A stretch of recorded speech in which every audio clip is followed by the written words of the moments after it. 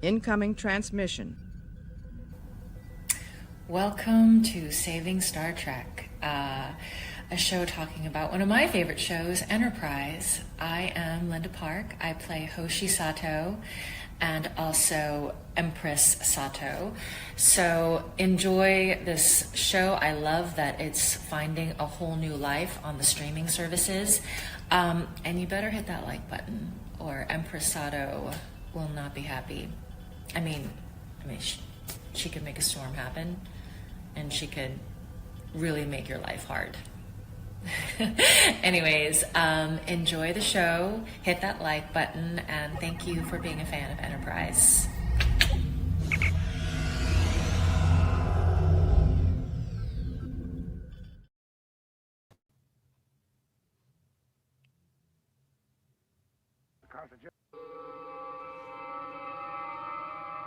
There we are. How did that happen? Hello, everybody, sirs and madams. At least this time the sound effect was the right volume level. We'll get there. I managed to boomer it up a couple of times a stream, but you know what? It's a case of arrested development. Hi, everybody. Welcome to the show. We've got a banger for you tonight. We have all of my favorite things in one picture: Star Trek, World War II, and New York City.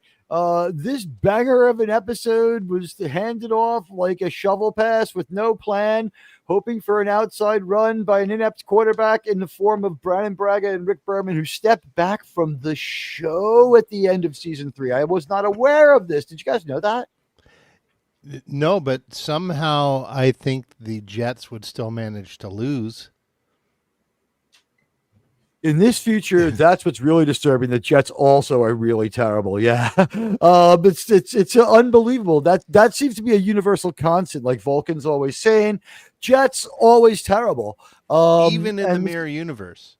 Even in the mirror universe, the Jets are just as bad. They've had the same players. Like no difference. And by the way, we put up the Joe Gill branding tonight because let's face it, there is swirling around in this episode the DNA of about 3 to 5 other episodes of Star Trek, depending upon how we want to look at it. Now, this is the deal. The production was thrown to Manny Koto, who becomes the showrunner. His credits go back as far as TNG, but I don't know how much he was doing, but he's with the franchise a long time. At this point, they hand off showrunner to him. He inherits this story from the end of Zero Hour, and this really bothered me. The Berman and Braga sat down and said to each other, we need the end of Zero Hour to pop, and they threw it to the writer's room, and they're like, no one gets to leave until we come up with a stupid enough idea, and they're like, all right, damn.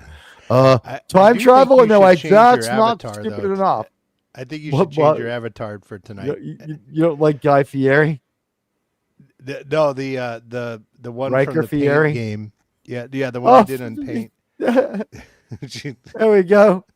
All right. It was asked for. Here it is. This was my Pictionary clue one night. I don't know what it was I was trying to draw.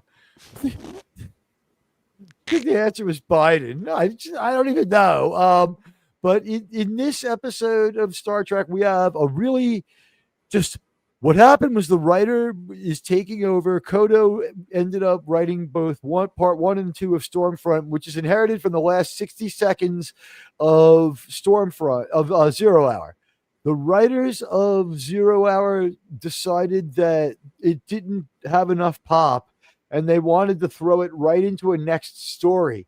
Now, having watched this and had time to think about it, and having watched it again today and having 25 years in between or 23 years in between, I got to say, this was stupid. Home is a much better episode to follow Zero Hour than Stormfront 1 and 2. And the best decision Manny Koto made was, I want to pull out of this story loop as quickly as possible and close it up as fast as I can, which meant he only fleshed it out enough to make it seem like it made sense. And he brings back with great disdain the Temporal Cold War because it has the ability to fix this one. I don't see this one doing very well in our polls, sirs, but Sean, Germ, your initial thoughts about 0 Hour's final 60 seconds and how you would feel picking up that bag of bricks to make a story out of. I feel it's almost unfair. Go ahead, Germ. Stornham, if your last bit of work is to say, I want something crazy to lead into the next season, and then you take a new job saying, all right, F you, you fix this, that's pretty douchebag move of those guys. They didn't take a new job, but they stepped back to advisory and they tasked someone else with fixing it. To be fair, there was less to work with by other people in other situations. But yeah, this was a crazy idea that was just like, this is the way it was described in Wikipedia. Writers were told, we want a wild idea, and someone was like, Yahtzees. And then someone was like, vampires. And then someone else was like, vampire Yahtzees from outer space. And they're like, yeah. And then they all high-fived and ended the season with that weird quantum leap ending that none of us liked. And now knowing this, I'm revising my end for 0 Hour from A+ to A. It's still an A, but that last 60 seconds was unnecessary.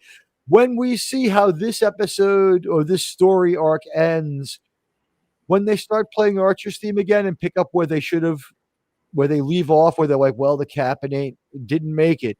They should have found the captain to end it and headed back to Earth.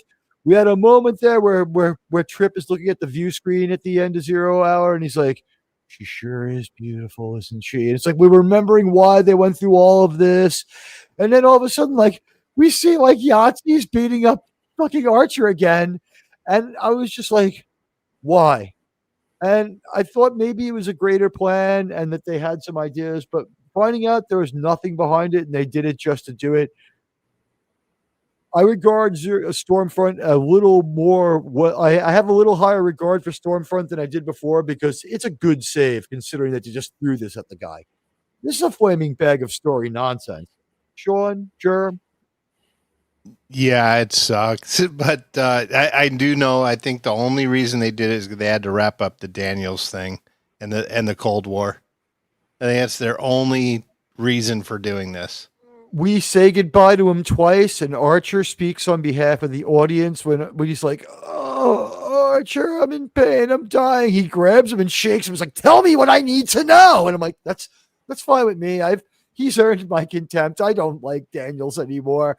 And like, Phlox is standing there talking like some of the, like, it was like they went back to the Star Trek Voyager playbook for dialogue. It's like, some parts of his body are infantile. Others are hundreds of years old. I'm like, that is just say like his body's phasing out like that, like the Sphere Builder. They should have just had him die like the Sphere Builder. But like he dies and he comes back again to say like, thanks. And there's no real killing me. Haha. And Archer just is like, please don't ever come back into our story. And I think we get our wish. Is there any more Daniels? No. Yeah, no, this is it. But Admiral, I need to restart my computer, so I will be back in a couple of minutes here. I understand how that works. Yeah. All right, guys. Sean will be back in moments, and we'll put up our first slide. Here it is. This is how we ended 0 Hour, and this is how we begin this one. This is part of the whole previously on Star Trek, and we see this moment, and what we found out is it's still the same stuff from the episode before, but it's alternate dialogue takes. It's more concise, and the dialogue is always out of place from where it was shown. But they do a really good job of bringing you up to speed on not what they want you to remember, but what happens plus what they want you to remember. These previously ons, we spent a lot of time talking about previously ons. This previously on and the style of previously on that we're going to start getting a lot now in season 4. Much better than the previously on we see on stuff like Disney Plus, where it's like, we want you to remember this, or new Star Trek, bad modern Star Trek, where like say the Una, remember like previously on Una's storyline, and it's completely different from what happened. And there's like they're voicing over other stuff and showing scenes that were cut or didn't happen. Yeah, there's a lot more planning on this version. Also, I would say respect for the audience and an idea that your Star Trek audience, your Star Trek fans, are going to have a real desire. Like these are the same people who complained about having, so like the wrong button being pushed by Sulu to go to warp. So they're going to keep their eyes open for things like this. And I did think that it was at least this was pretty cool. I don't know. Manny Kodo inherits this, so I don't want to put any of it on him. But the people who threw him into this spot, I gotta say, it feels like almost as though they themselves had become human AI. And before we get into it, let me say thank you to Radioactive Actual. Maybe they should have called it Panzer Front. We do see a Panzer, and I got the picture of it here. I want to thank you, and I want to thank you for the generous $2 American Super Chat. Here we have RRTNZ. He wants us to polarize the whole plating, full pushback on the World War II story. I can't wait to read his comments. We also have Buddy Hepburn here. We got Reverend Burnfried Axwielder, who was at the watch party. We got Buddy Hepburn. We got the Trek reviewer. We have Mr. House Party 6, my good friend. Radioactive Actual. The great Gavin Blackburn is here with us. I see Calwell64. Hello, sir. Sean Carter will be back. He's beaming back in soon. We have also in the chat Mark Harkness. It's good to see Mark. It's good to see the Dead Man out there. He was our guest last week when we wrapped up season 3. And Radioactive with a very generous $2 American Super Chat. There was like this Panzer game that I loved playing. It was like for earlier computers, and I started reacquiring my like early 2000s video games, and I found out that they do not play well with the operating systems of today. So the only way to do it is get an archival high memory computer and just install Medieval Total War on that by itself, or it's always going to crash the same way it crashed when you had to load 5 disks on a computer. Frustrating, is it not, sir? Yeah, it's almost like they did that intentionally. If they did it because they thought I would impulse spend $7 without thinking through the idea that it would still have crashing problems, you're absolutely right. And he has returned to us. It is. There we go. Is it Sean or is it Mirror Sean? There we go. No, it's me. I was trying to get the sound to work. Can I finish, please? That one, and it wasn't working. Thank you. You know what? I forgot to play some sound. Radioactive, thank you. I forgot to play this one. Admiral Teague, incoming super chat. Thank you to Radioactive. And you know what? You get a soundbite for that one. You ready? Here we go. Admiral Teague, please stop using copyrighted material. No, never. Okay, so look, Sean knows this, Germ knows this. When JT gets here, if he gets here, and he was feeling a little under the weather, best wishes to you, my buddy, if you're listening on chat. But honestly, this is the deal. In 2004 or 5, when they're doing this, the biggest hobbies and the biggest things are the History Channel's taking off on tons of World War II 3D upgrade recreations, World War II in HD, other stuff like that. CGI is starting to become more or less a little more affordable. It's looking a lot better. So it was almost as though, like, in a machine intelligence style manner, a pastiche of what's very popular right now while trying to walk away from torn from the fucking headlines. And by mistake, they become prescience accidentally in this one. There is some accidental prescience in this, and we'll talk to it when we get there. But I did think the shuttle pod being attacked by a bunch of P-51s, this is like, people were turning off the History Channel to watch Star Trek, and they're like, "Wait a minute, what did I not change the channel?" Right? I think this may have confused some of the core audience, because these are like, if you're a Star Trek fan, this is up there in the top 5 other hobbies you would probably have. Am I right? Yeah, I think so. The History Channel's getting big. Oh, you got muted there. Admiral muted himself. When I sometimes when I move my like that. Yeah, when I move the microphone, sometimes the wire gets caught. I have like a mic that's supposed to stay above your keyboard so you can also type. but it turns out it's just as confusing in another way. We'll get back to that later with more stories of how it's the hell of my life. But I thought that it was well rendered. It was pretty cool, and the attack by a small flight of P-51s going after, the shuttle pod one, or And let's remember, Trip had options here in the Colonel Green. He could have shot all these guys down and flown to their homes and blown them apart too, the way he did in Detained.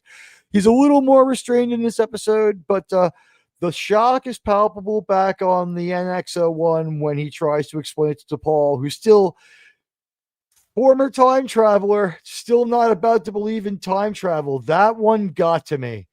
Was that also like an X-Files thing? It's like, well, Scully keeps managing to say she doesn't believe it, so we could just do that again. Yeah, it gets annoying. I mean, because what did Carpenter Street not teach her? Right? And she's got the bodies from Carpenter Street are in the hold on freezer. Oh, radioactive. Here we go.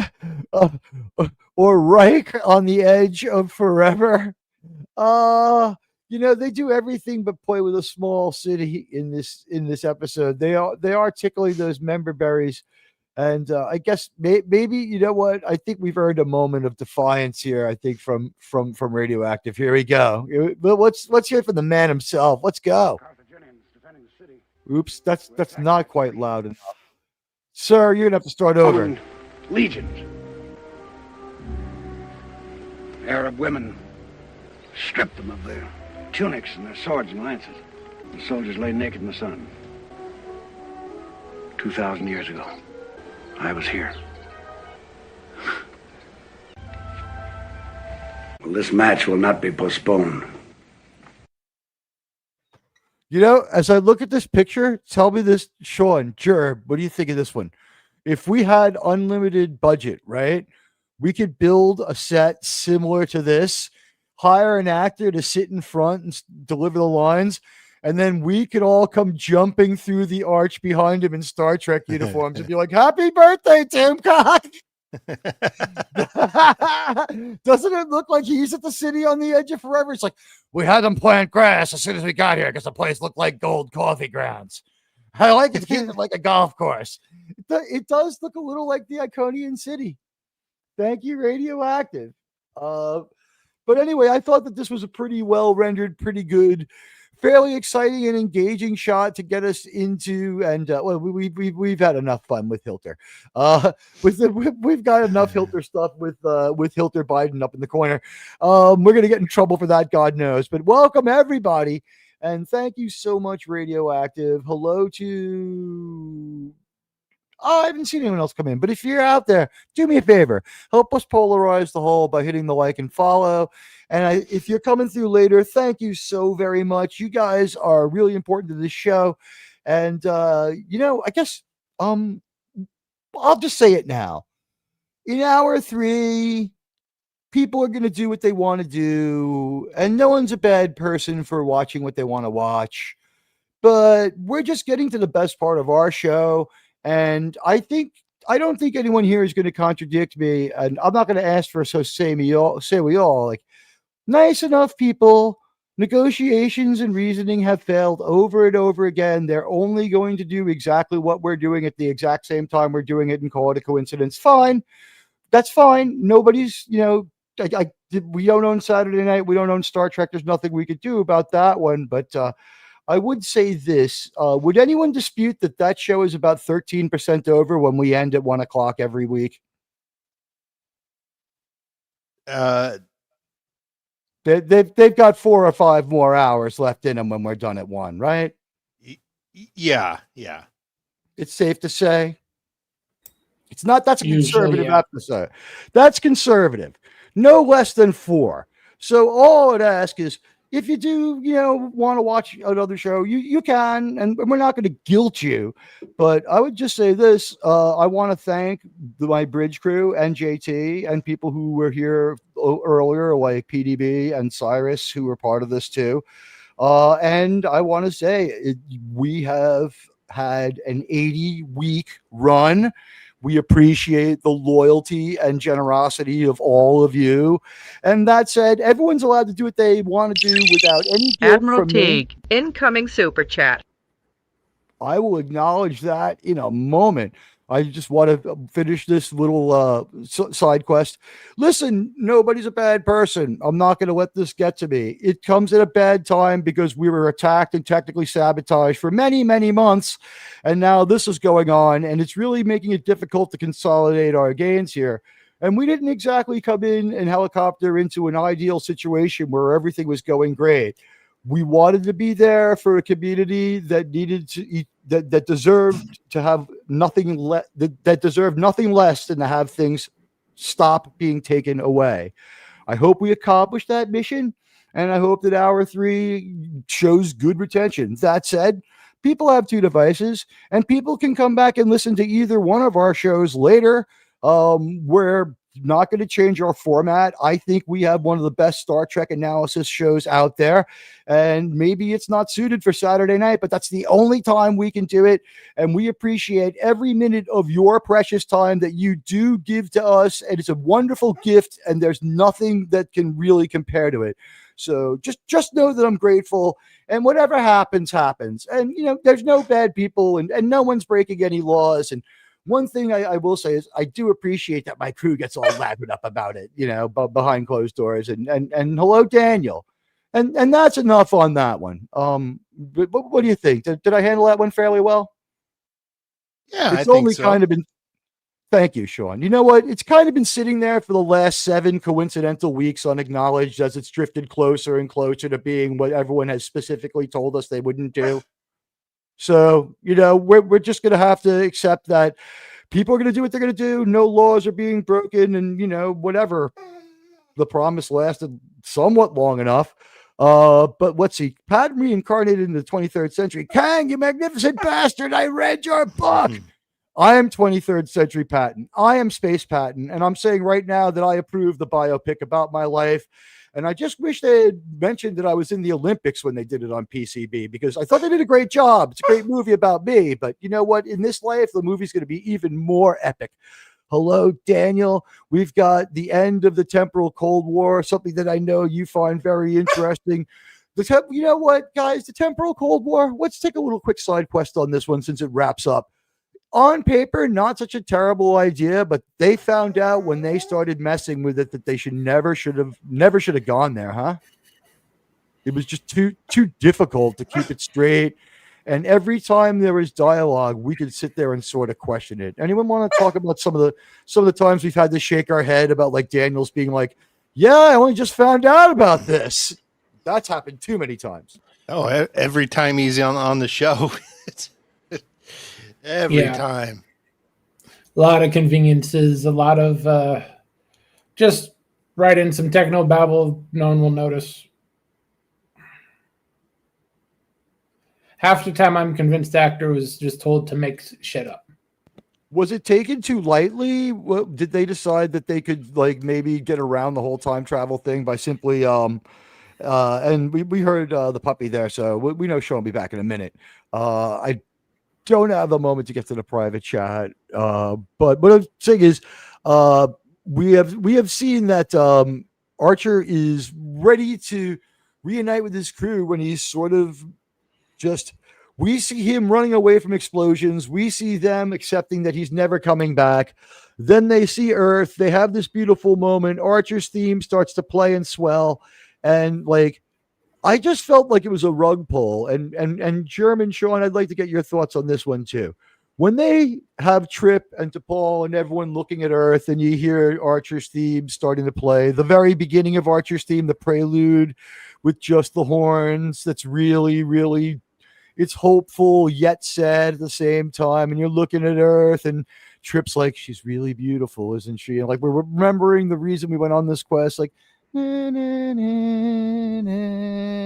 like, they, you know, they like turn up the magnification so they could see Earth more, and they're like marveling, and they're so happy to be home, and you're like, you feel like it's going to be great, and then, like, Shuttle Pod 1 goes down and this happens.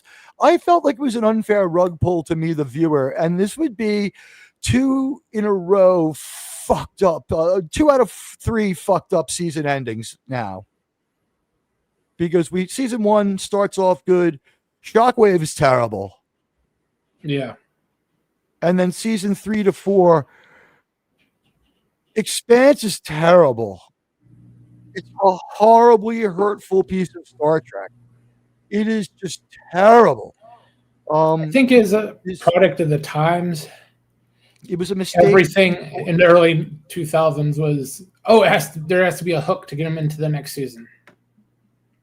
That and the torn from the headline Star Trek thing, it was only just so good of an idea. There was a few things to be. They went a bit too far in a few places with the torn from the headline Star Trek, and they couldn't put that genie back in the bottle.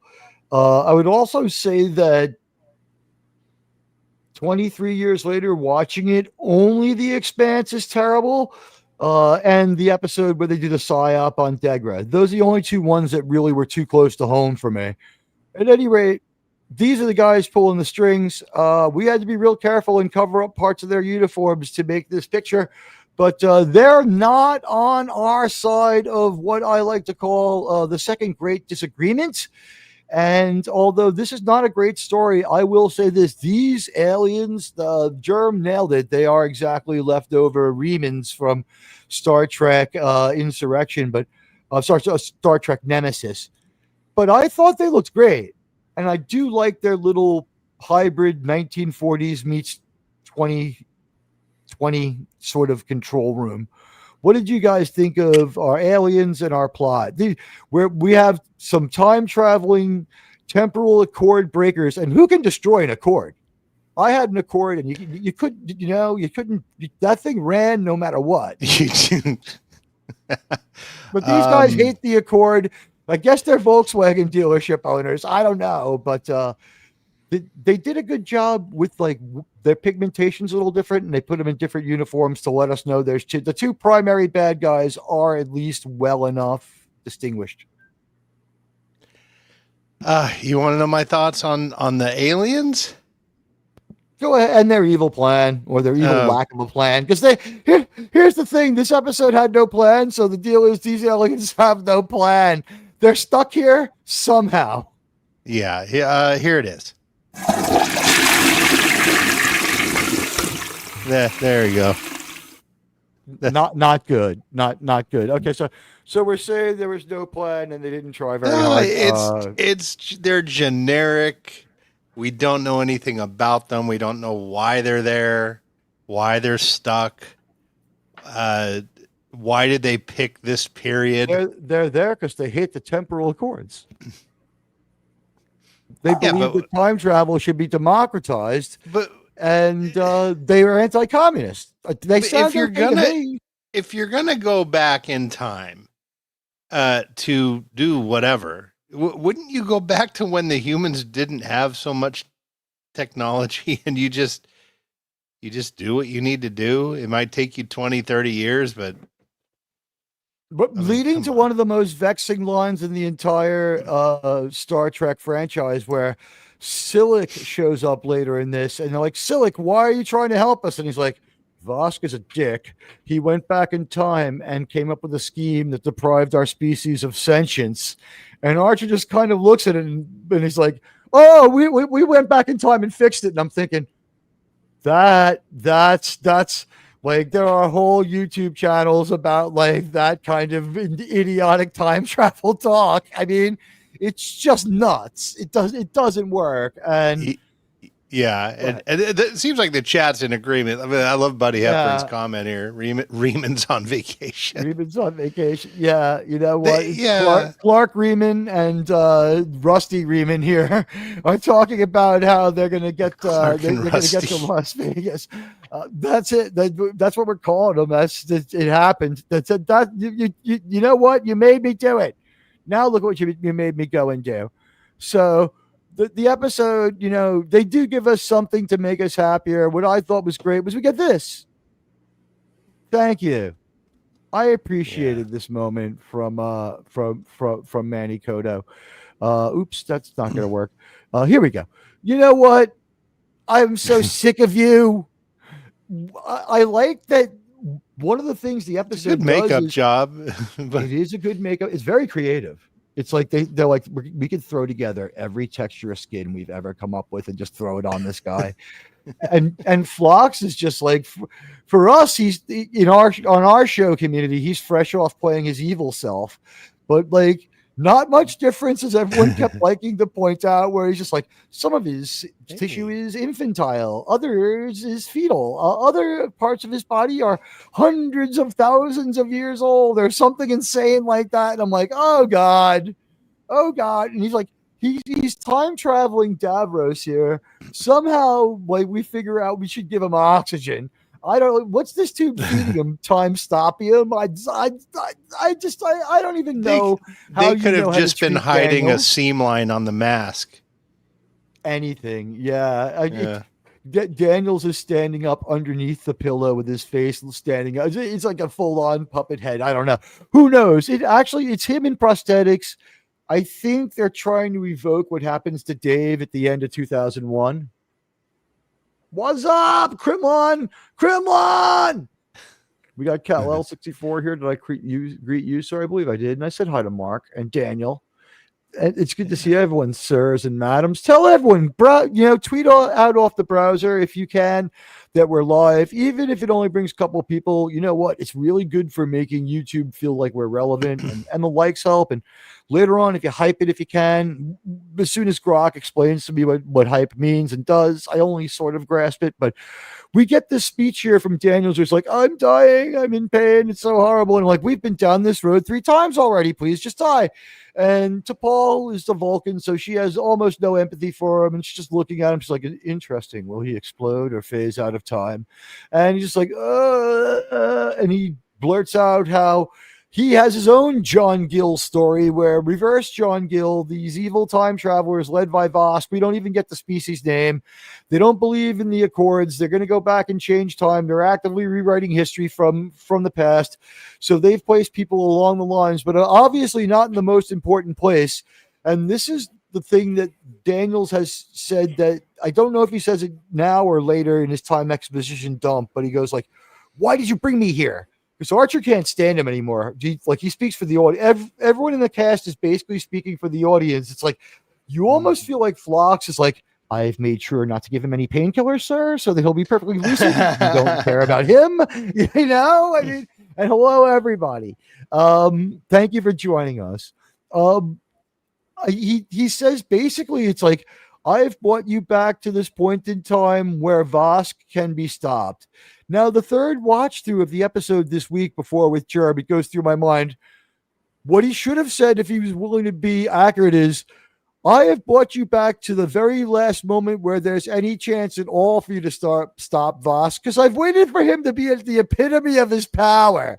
Rather than bring you back and have you stop the causal event by one lone rando and have that be okay, I have set the most complicated Rube Goldberg time travel machine scenario ever, which proves a point that PDB said. Stories with time travel? Hell yeah. Stories about time travel? Oh, no. Yeah. So this is a story about time travel, not with time travel. To be fair, Manny Koto is going to try to action his way out of it, and he took full ownership writing both episodes. So speaking for the audience, Daniels is like, oh, I'm going to die, and none of us feel the least bit bad whatsoever. And that's when we catch up with Jonathan Archer. What a charming negress. He's in Canarsie. What can I tell you? Like, their reference for Canarsie is that they looked at the art from the Honeymooners and gave them twice as big of an apartment as Ralph. And I don't know.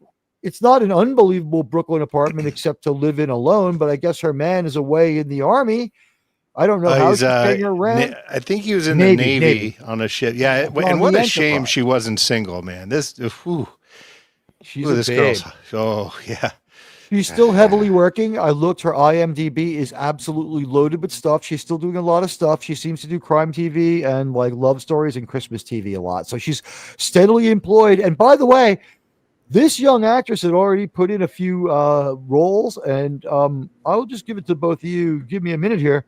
on her acting ability, because I think that this story was so hokey dokey that this late entry into the scenario, remember, we only get 1 minute of it, but we set the whole table without any context the season before. This woman had to be a strong actor to help us get through this mess of a story. And I'm wondering what you have to say about her performance. Wasn't bad. She does very good given the circumstances. Yeah. Performance is good. She's gorgeous. And she's gorgeous in a very classical way too. Like you notice they didn't have to give her skimpy clothes, or I mean they're a little tight fitting, of course, but they tailor her clothes. It's a little She has modest Nichelle energy, but that's not a bad thing to say from the casting department of the people who gave us Nichelle. So, you know what? Like, she has modest kind of Nichelle energy. I'm not saying like that she reminds me of Uhura or anything like that, but you know what? Like, here's the captain with a very capable, she's an officer in the Resistance, and she's trying to help set time right, and she's really sweet and really good-hearted, and she's also really cool. They fall into it a little bit, though. She does speak slightly in Urbanics. Like, she goes, "We in Brooklyn." It's like, there's a couple of articles you could have thrown into there to smooth out that use of the English language, but I'll look the other way. I mean, you're in New York. Why is she talking in Southern? You know what I mean? I don't get it. Well, maybe she wasn't born in New York, because if her husband's in the Navy, they could have been all over the place. Man, I heard he had joined the Navy to put his mind at ease. She's a good actress. We enjoy her. She did a great job. It was a good choice. They made a smart decision when they realized that they needed someone pretty strong and pretty convincing. She talks to Archer like the unbelievable maniac he is. Basically, she's like trying to get information out of him subtly. She's being very nice to him. She does take it that he's on her side, but she's like, is he some sort of CIA-ish type of guy? And he's on the wrong front for the world that they're in, where he would be in the Pacific, and they're isolated from that because basically when we see the map, and you'll see it later in this presentation, they have taken from like New England down to North Carolina, and at the peak of it, which is around Virginia, they've driven as far east as the Rocky Mountains. It doesn't look like they've taken like Western New York State. Like in the upper regions of where they are, they just have the coast. In the lower regions, in the middle there by DC, which seems to have been where their main thrust is, which is where the main thrust of the invasion is in Man in the High Castle. They seem to have the most ground there. And the headquarters for these bad guys is the White House. And you got to say they must have taken the Man in the High Castle as inspiration, if anyone knows what that is. Anyone familiar with that story? No. I am not. Okay, so the Blade Runner author's name is Philip K.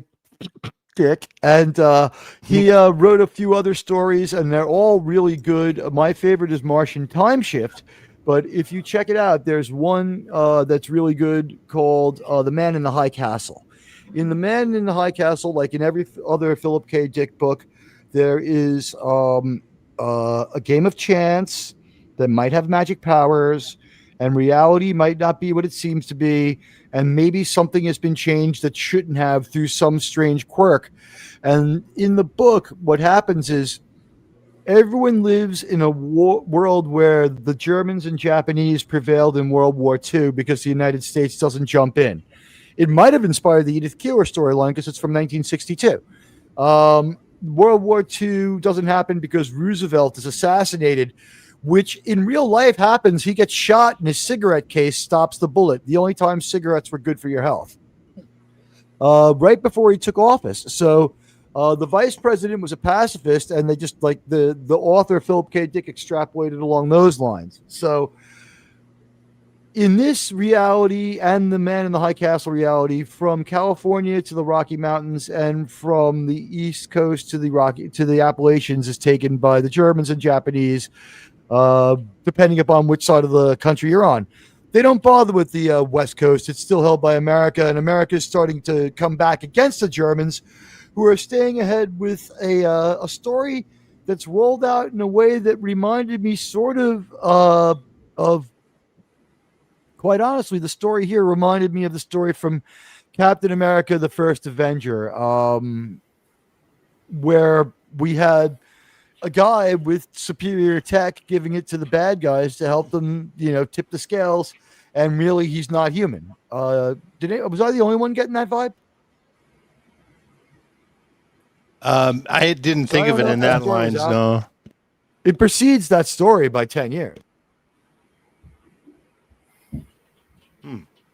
It's also very after the comic book that foretold it. Go ahead, Jerome. I'm sorry.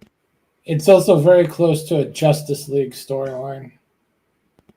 So many people have talked about the Justice League story that I would like you to give us the context. So Vandal Savage messing around with time travel. The core team gets sent back to this time period, and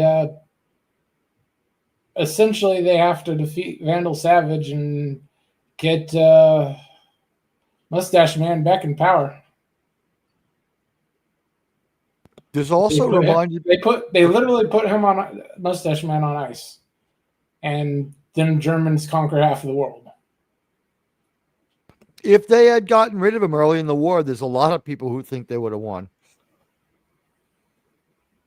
They could have saved hundreds of thousands of guys in several different occasions. When you're talking like, what if they had 2 million more guys and didn't make 10 stupid decisions in a row?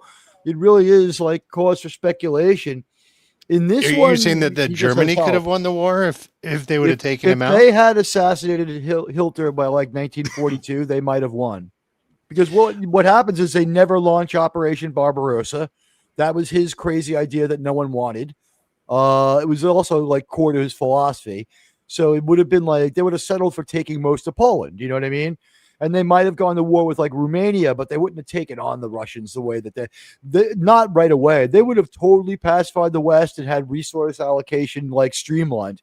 Hitler didn't want to wait for that. They're like, sir, everything in France will come online and feed our economy in about 2 years. Why don't we just give it time? He's like, nah, I like to do math. I'm going to make some wacky decisions.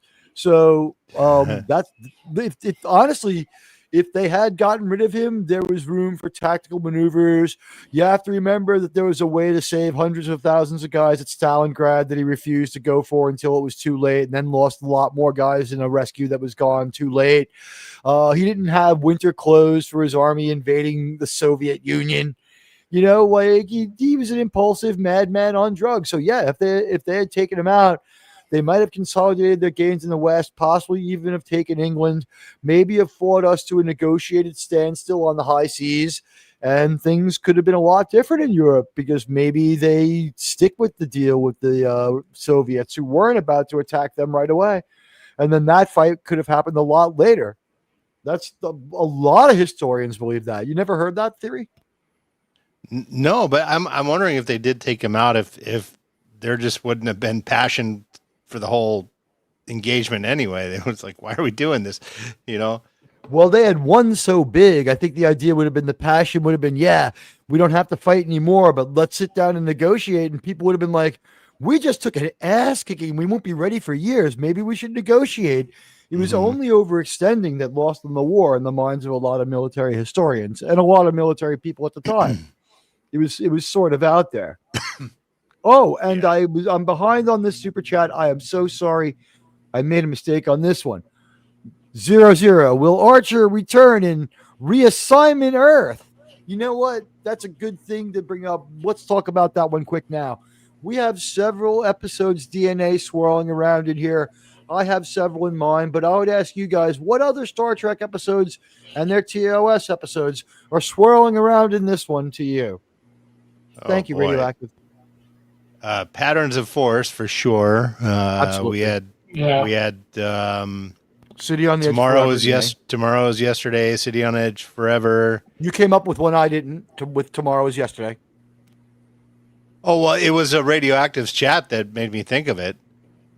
Well, his references Assignment Earth, which is definitely in there.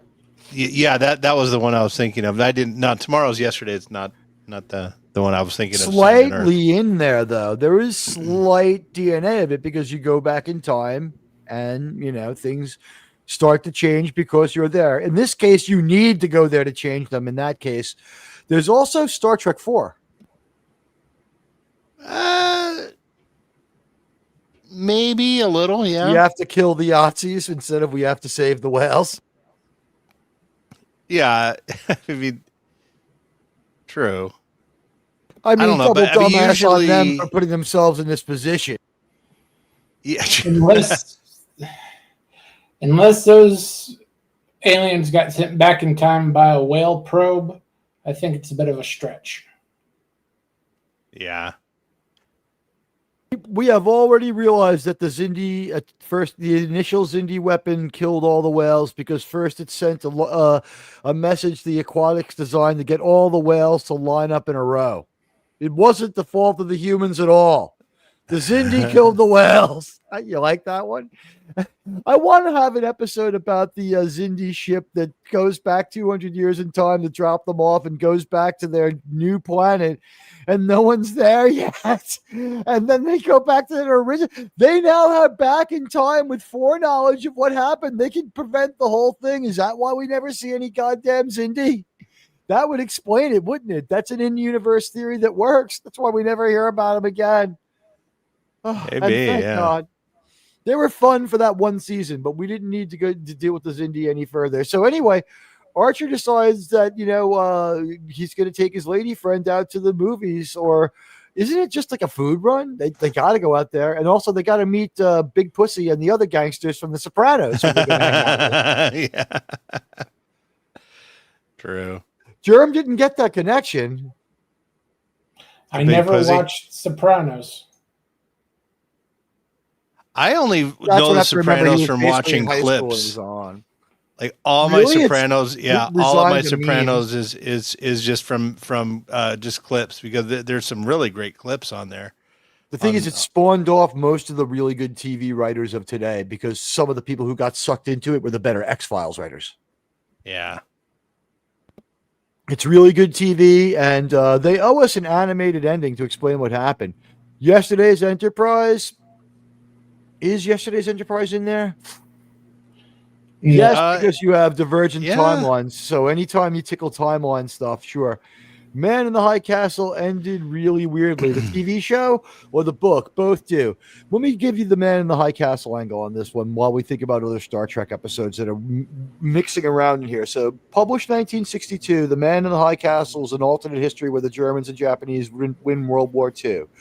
There are people planning a coup on the West Coast to try to get rid of the Japanese occupational forces and maybe take the initiative. There's also some things going on the East Coast where people are trying to get the Germans out, and most of the action is in the middle of the country where there's like a puppet United States being controlled by the Axis powers who have won the war, and the UN is still around doing all the stuff it does.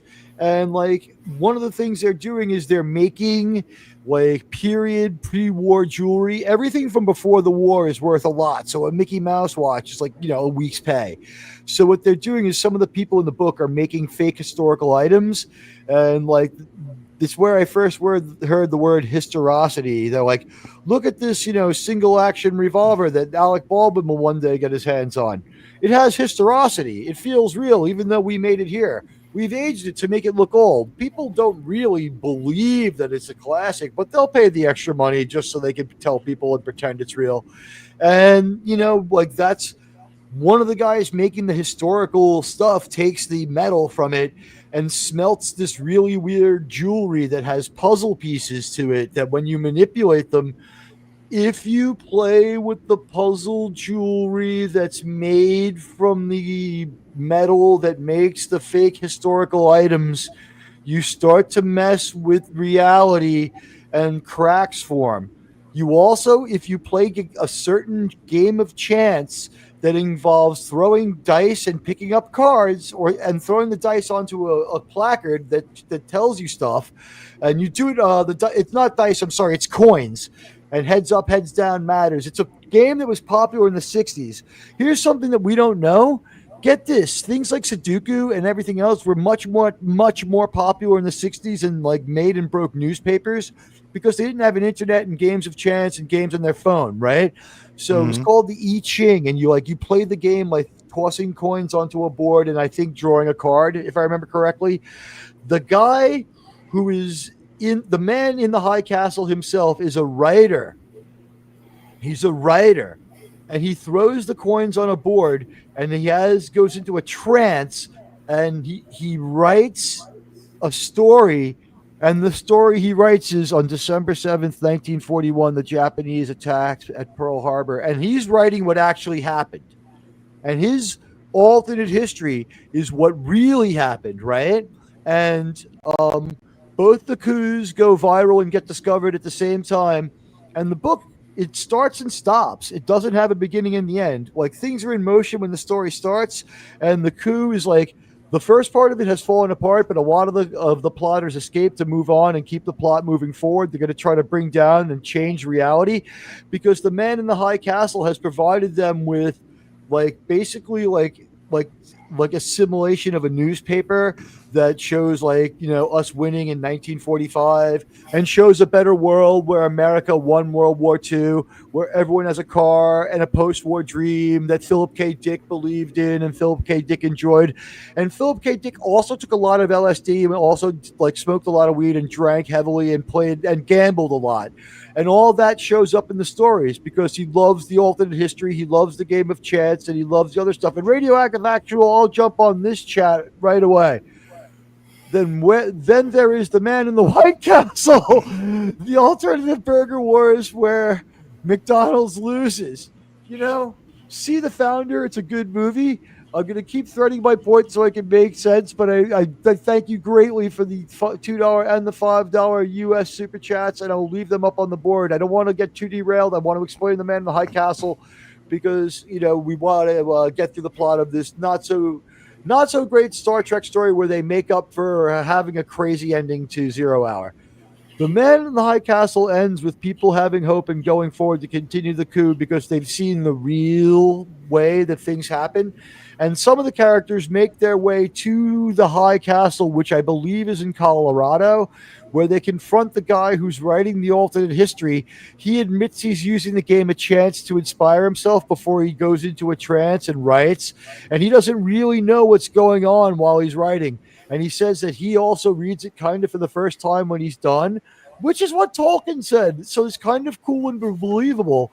And they all agree together that maybe if they go forward and keep working towards it, they can bend history back towards the justifiable arc that they know it really took, because they believe what they see through the cracks in the non-reality are the real history.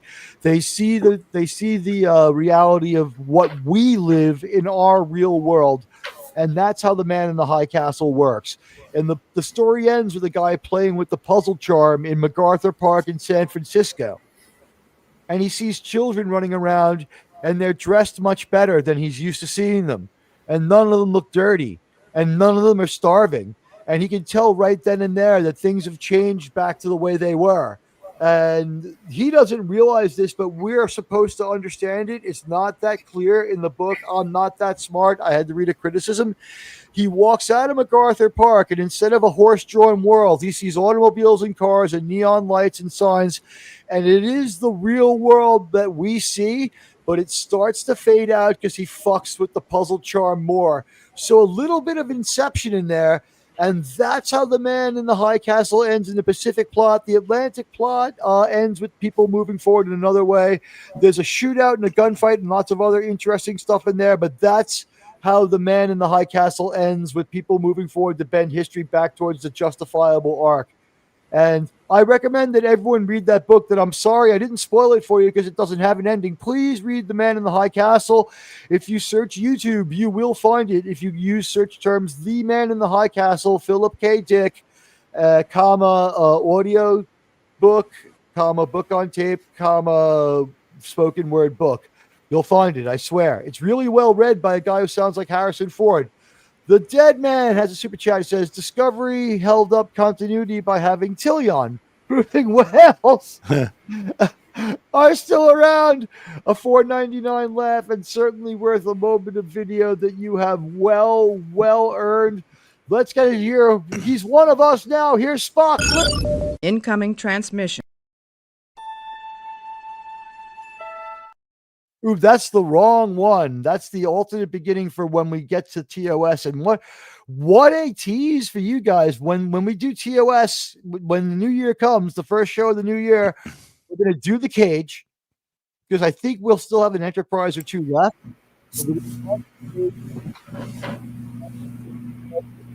Oh, you went You're gone, Admiral. muted there, Admiral. Am I muted?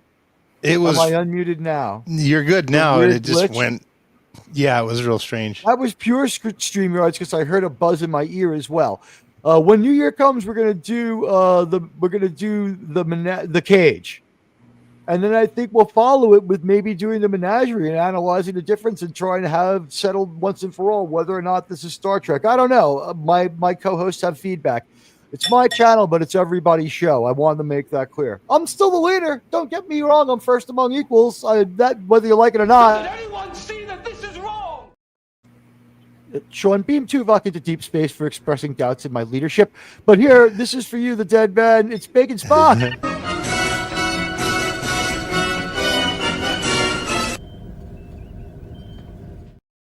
And, of course, Spock becoming one of us. That was so controversial. Sir. Sure.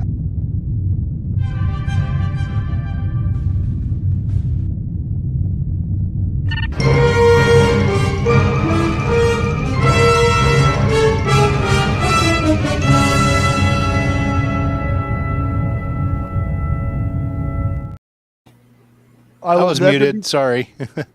Never mind. You know what? You can say it now. But first, let me say I'll never be worthy of your super chats. I'm so grateful and so indebted to you for enabling this channel to continue. And you're the only way we're going to survive as YouTube changes. We've all seen what they're saying. It seems to be true, and we've had our engagement problems, and I'm doing what I can to fight for Star Trek and for us to have a community. I didn't come here and show up to keep us united, and it's so strange. The next Star Trek project is called Star Trek United. I didn't show up here to keep us united to have anyone ever tear Star Trek apart. And, well, it may not be united with the news that we heard today, and that's something that we are going to talk about, right? Well, it can be united because Star Trek United would not be non-canonical to it if it's in the we have indications that so breaking Star Trek news, we'll do it now. In hour 3 we'll really get into it and discuss that, but here's the breaking Star Trek news and the hot take. Mr. H has announced that there will be a Paramount Star Trek movie with new characters and a new cast, and I, for one, am fine with it. Yeah, it wasn't. Well, Mr. H had a video, but it's an article in Deadline, so it is official. This is confirmed. Mr. H had the first news. I believe Deadline came next. Yeah. But yes, this is confirmed. This is happening. Details matched in both stories. So Paramount has made one good move that I approve of after another, aside from botching juggling Taylor Sheridan. You can't get everything right. There's going to be a Star Trek movie, probably, I would estimate, about 36 months from now, it'll hit theaters. If things are going the way they're keep it up at the present pace. Well, that's my guess is he would at least have a treatment ready, because they wouldn't have said, it's official, unless he had a concept and at least a base, like what do they call the Bible or the basic plot. We know that they're going forward, and we know that it's new characters. We know that it's not allegedly anything too controversial. And I do want to save that for hour 3, but I, for one, welcome it. And you guys just give your reactions on it. It's a fact, guys. It's a fact. Yeah. Star Trek saved on my watch. Promise is kept. Yeah, just a quick primer before our discussion on it later. I'm happy with what I heard. I think it's a great general direction, and I'm. It's the best Star Trek news we've had since 2009. since '05. Well, '08 Or because we saw the movie, right? why? I mean, '08, guess. yeah. I'm referring to the movie. So it's Yeah, we're in an '08 situation where the good news, the mixed news is it was made already. So in a way, we could say while we're going to see it, 2026 is almost a year with no Star Trek at all, tying it with 1976. that's fine. We're Uh, patient. uh, yeah, nobody likes Spork. Tuvok was right, says Buddy Hepburn. I think it could have been better if they'd gone more Sky Captain in the World of Tomorrow route, if they're going to change up the history of the past. We do get a newsreel that's a lot of fun. It's too bad they didn't make it a Paramount newsreel. Considering they had just gotten canceled, they would have been well within their rights. Like, Paramount News brings you Mustache Man wins and we're thrilled. But Archer goes out and he sees the Germans who in this situation should have German accents, unlike Patterns of Force where only some of them have German accents. And it's just confusing. This made sense. It's a German army of occupation. And this isn't the kind of thing the Germans would approve of. So World War II, Germans going to German. I don't know if anyone has anything to say. As we move forward through this plot a little bit, we're in so say we all territory. Unless you disagree with me, we're just going to keep going. Well, I would like to give my JT version rant of like, so as upset as he was about, you should be feeling this too, Admiral, because as much as Carpenter Street wasn't Detroit, going through the hills in Malibu is not New York. I mean, the beginning when he's captured by the Germans and he's just running through a truck and you could expect to see the MASH set behind him. Oh my God, they at least kept it at night. They at least mostly kept it at night. They're cognizant now. Like they must have gotten letters like LOL about Detroit. Yeah. Now it's nighttime because they had to go onto the back lot, but which it was clearly the back lot, which is fine. You know, they did that in Carpenter Street, and they didn't get the primary New York lot either. They got the generic city lot and the European city lot, and they called it Brooklyn. Yeah, it was the city looks more like a European city than an American city. I'm serious, guys. It does not look like the Brooklyn of World War II or now. I saw the Brooklyn of World War II not because I'm a Highlander, but because it was still around when I was a little kid. I mean, wasn't that changed. Brooklyn had like a long period of being okay, sliding to not so great before it came back to being real good. But it's great to see you. And hey, you're getting a shout out for the Dead Man, Germ. Hey, Dead Man. Here he is, notably big pussy from The Sopranos, Steve Sharippa. He's also in Blue Bloods. So a major actor here doing Star Trek. It's good to see a major actor and Star Trek doing a great job of finding someone who was, pretty important overall in this landscape of TV at the time. He at least has relevance. I know you said you didn't watch The Sopranos, but just based on that, a relevant actor shows up. So here we have Pride Weather and Trip go back to the planet, which in this case is Earth.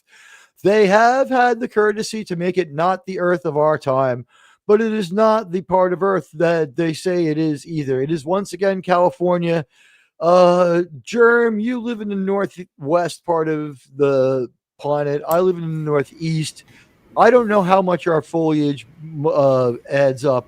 You live in a deciduous rainforest. My temperate area of the city, like my weather and yours, completely different. I don't know if we have the same kind of trees. These trees, recognizably, even the leaves, patterns, the low-hanging nature of the boughs, the size of the trees, they're the wrong size for New York. They're the wrong kinds of trees for New York. They look wrong on every level without really setting off too many alarm bells. Okay, it's the woods at night. I've seen this on TV before. Like, I'm conditioned enough to accept it. Yeah, most people accept it, but that is clearly the Cascade range. You're familiar with that? The hills leading up into the Cascades, it's the same from Washington all the way down through California. So that is clearly my mountain range. All right, not mine. I am familiar with the Catskills and the which are part of the Appalachians, and I know New York. This is not outside New York, and just everything looks wrong. The land, the color of the land, everything, and it's this is help me out here. They're going back in costume undercover for a damage control mission because Silic? No. This is Silic the intel stole- gathering mission. No, this is Silic stole the shuttle pod. They're looking for it. And they wing the shuttle pod on the way down. But I forget whether if they were trying to damage it or they were trying to destroy it. Salvage if possible, but they end up having to go to Plan B. But I mean, was their plan in orbit to shoot Silic down and they just winged him, or was the plan to disable the shuttle pod? If so, Mayweather pulls off a great shot. He shears the stabilizer right off the shuttle pod. I think they're just trying to disable him. Hell of a shot. So he wrecks up outside New York. He wrecks up outside New York, and they go down in civilian clothing. They check out the shuttle pod. It's okay. People are beaming around left and right now. It's no big deal. The shuttle pod, it hasn't been found by anyone else yet, but it's not in the greatest place or the greatest shape. They're going to decide whether to do with it later. That one's on ice, but ultimately they blow that one up just in case I forget to circle back to it. They're going to get rid of this one by blowing it up later. It's going to go away. So Pride Weather doing much better acting this time around than last time. I appreciated the effort they put into trying to fix his bad performances. And that is when we get to the end, Germ, sir, of episode 1, where he walks into this Hydra-like plant, Captain America vibes here, tell me I'm wrong, and looks at this Hydra-like giant super collider, warp engine, Tesla coil. It's generating enough energy, like about as much as the NX-01 can generate, to open up an energy conduit that's going to help them return to their time and dimension, or just their time? Just their time. Okay, so just their time. And Daniel says these guys are real saboteurs in the timeline, and they believe in a democratization of time travel and anyone going anywhere to do whatever they want with people's futures and destinies. And also that they're kind of like weird supremacists. Their beliefs, like they start working with the Germans because they like them, is basically what the show invites you to say and feel. That's what the show is inviting you to say and feels like. They were they were prompted to go in there to try to figure out what was going on, and when they found the Germans, they really liked them, or they knew about Germans from their research. They lent themselves well.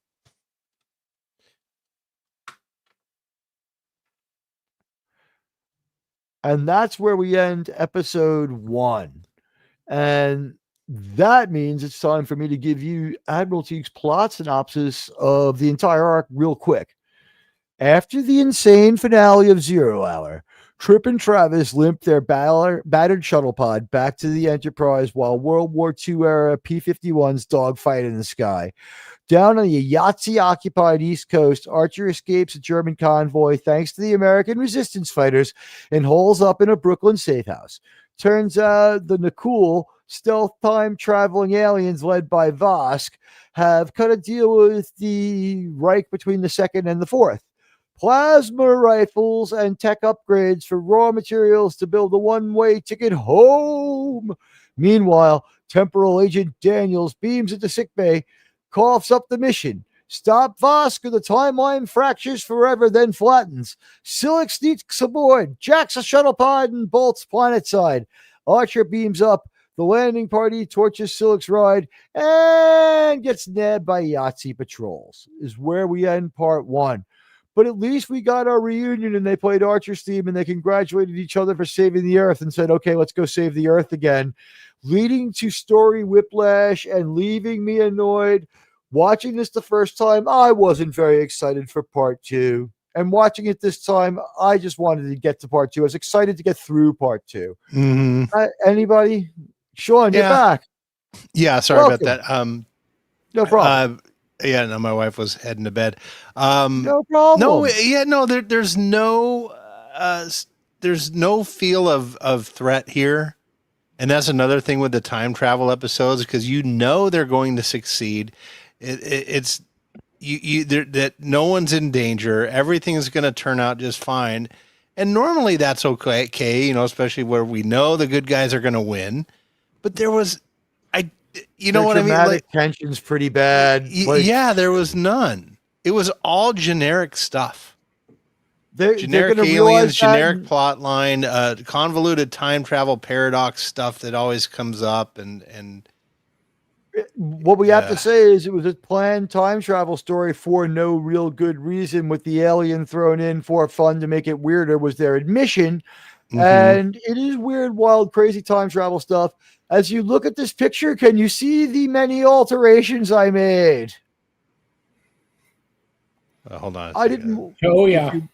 If you look at the flags over there, I have sanitized them, not because I think that the symbol of the people between the Second and the Fourth Reich should be censored. And YouTube gets exclusive on part 1, and we bring Rumble in now because I'm a brain dead fucking idiot. Let me jump into that Rumble studio. This needed to be taken out and removed, or this never airs. Our stream, that is. At the time, people were accepted to the fact that the World War II bad guys were in fact bad. And welcome, Rumble! Hit those likes and follows. But the people were accepting the fact that the Yazis were in fact bad, and their symbol was like, you know, on TV and in movies because it was powerful and very, very, very, very emotional and evocative symbol.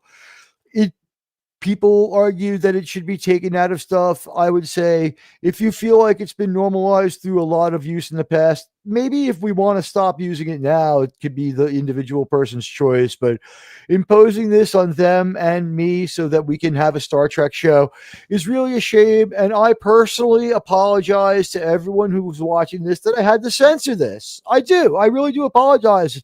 I was going to think about putting little Admiral Teague faces on there and stuff, but whatever. It's not, I didn't have all day.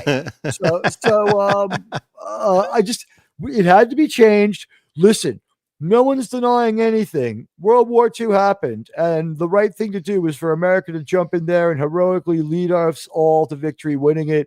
Americans love a winner and absolutely hate a loser. And we won World War II, which was the right thing to do. It is overwhelmingly the number one most approved of policy decision in the history of the entire country. It was more well approved of than becoming a country. Only a third of us fought in the revolution. So anyway, I did like his little evil guy lair, and I did like his did they kit bash the hell out of the engine room to make this or something? Oh yeah. Yeah, right. It sucks. They did their best, but so then part 2 starts and we have this. As you can see, they're in union with France. They have the French logo in the middle of their flag. Yeah, you know, there can't be a lot of pictures, guys. This is why I hope you'll forgive the fact there couldn't be a proper video essay for this one. Their logo is all over this, and just there are people who do not want us to have fun who will report the stream, and before we get it straightened out, we'll be ruined. So I appreciate everyone for being such a great fan and everyone for bearing with us while we have to bend to the censorship. Back in the day, there were rumors that Vosk was future guy. Remember, Archer told Silic, it seems like your mysterious benefactor wants to do more than project his image into the past. That could make sense because if he's in the future, he could have sent himself back in the past and be in 2 places at once. Why not? It's better than Kirk being in the past, which seems to have been debunked. There were 2 different plans for Kirk. One was to be Mirror and one was to be Chef. Neither one comes to fruition, but we get both stories. It's weird and cool that William Shatner's people initiated the Mirror Universe story. Good on him. This image was freaking disturbing and unhappy making to me. But I did think it was powerful and cool and good for the story. The story wasn't great, but this at least got us kicked off to the right start. I thought at least they went out fighting and they didn't do quite as good as the Independence Day aliens. This was a pretty strong image. What do you guys think as we drop into episode 2 of Let's Back Out of This Bad Idea Gracefully? Yeah. And I do want to add that The other thing, I keep bringing up the generic nature of so much of this. Even the German guys, the things they say and the phrasing they use, it's just so Hollywood Yahtzee stuff. It's like, It is. They bring up, Betty Grable. I will meet Betty Grable. Like, yeah, I'm fucking sick of hearing about Betty fucking Grable every time that some German talks. Right. We see it in Private Ryan. You see it in this. You see it in even Inglorious Bastards. They talk about. Just shut even the my fuck up. grandfather has a box of pictures of him fucking her. Apparently, he got lucky and he had a camera at the time. But yeah, we always hear about her. Yeah. Oh, and your American cigarettes and your American. Shut the fuck up. I'm so sick of it. Yeah. Mickey Mouse. It's like this goes back to like forever. But whatever, here's the White House. It's now like, headquarters of between the second and the fourth non-wrong. Kal-El, hey, how you doing? It's utterly pathetic that some people out there do not understand the context of aforementioned logo you speak of and how it's shown in this episode. They're shown as bad guy dicks, exactly. And we have always said, like, if Mel Brooks can make fun of them, so can we. And he said the best way to keep them from coming back was to mock them. So we agree with Mel Brooks. Who are we to disagree with a genius like him? And here we are with this great time travel, image, at least in this bad time travel story. And then we see another pretty cool image where we get their version of the United States. What is it called? The Unterreich Staaten der Amerikan. Boy, the under country of the United States. Oh, too bad we don't have JT here to tell it to us in the original German. But I did think that this was a great little, like, perceptive thing here. Like, Germans love their maps and their map rooms. It's in every single German thing, including, Hitler finds out memes. Yeah. Oh, yeah. Yeah. This German officer... Those videos you're talking about where he freaks out. I'm going to make one about us where we argue about how to do a show.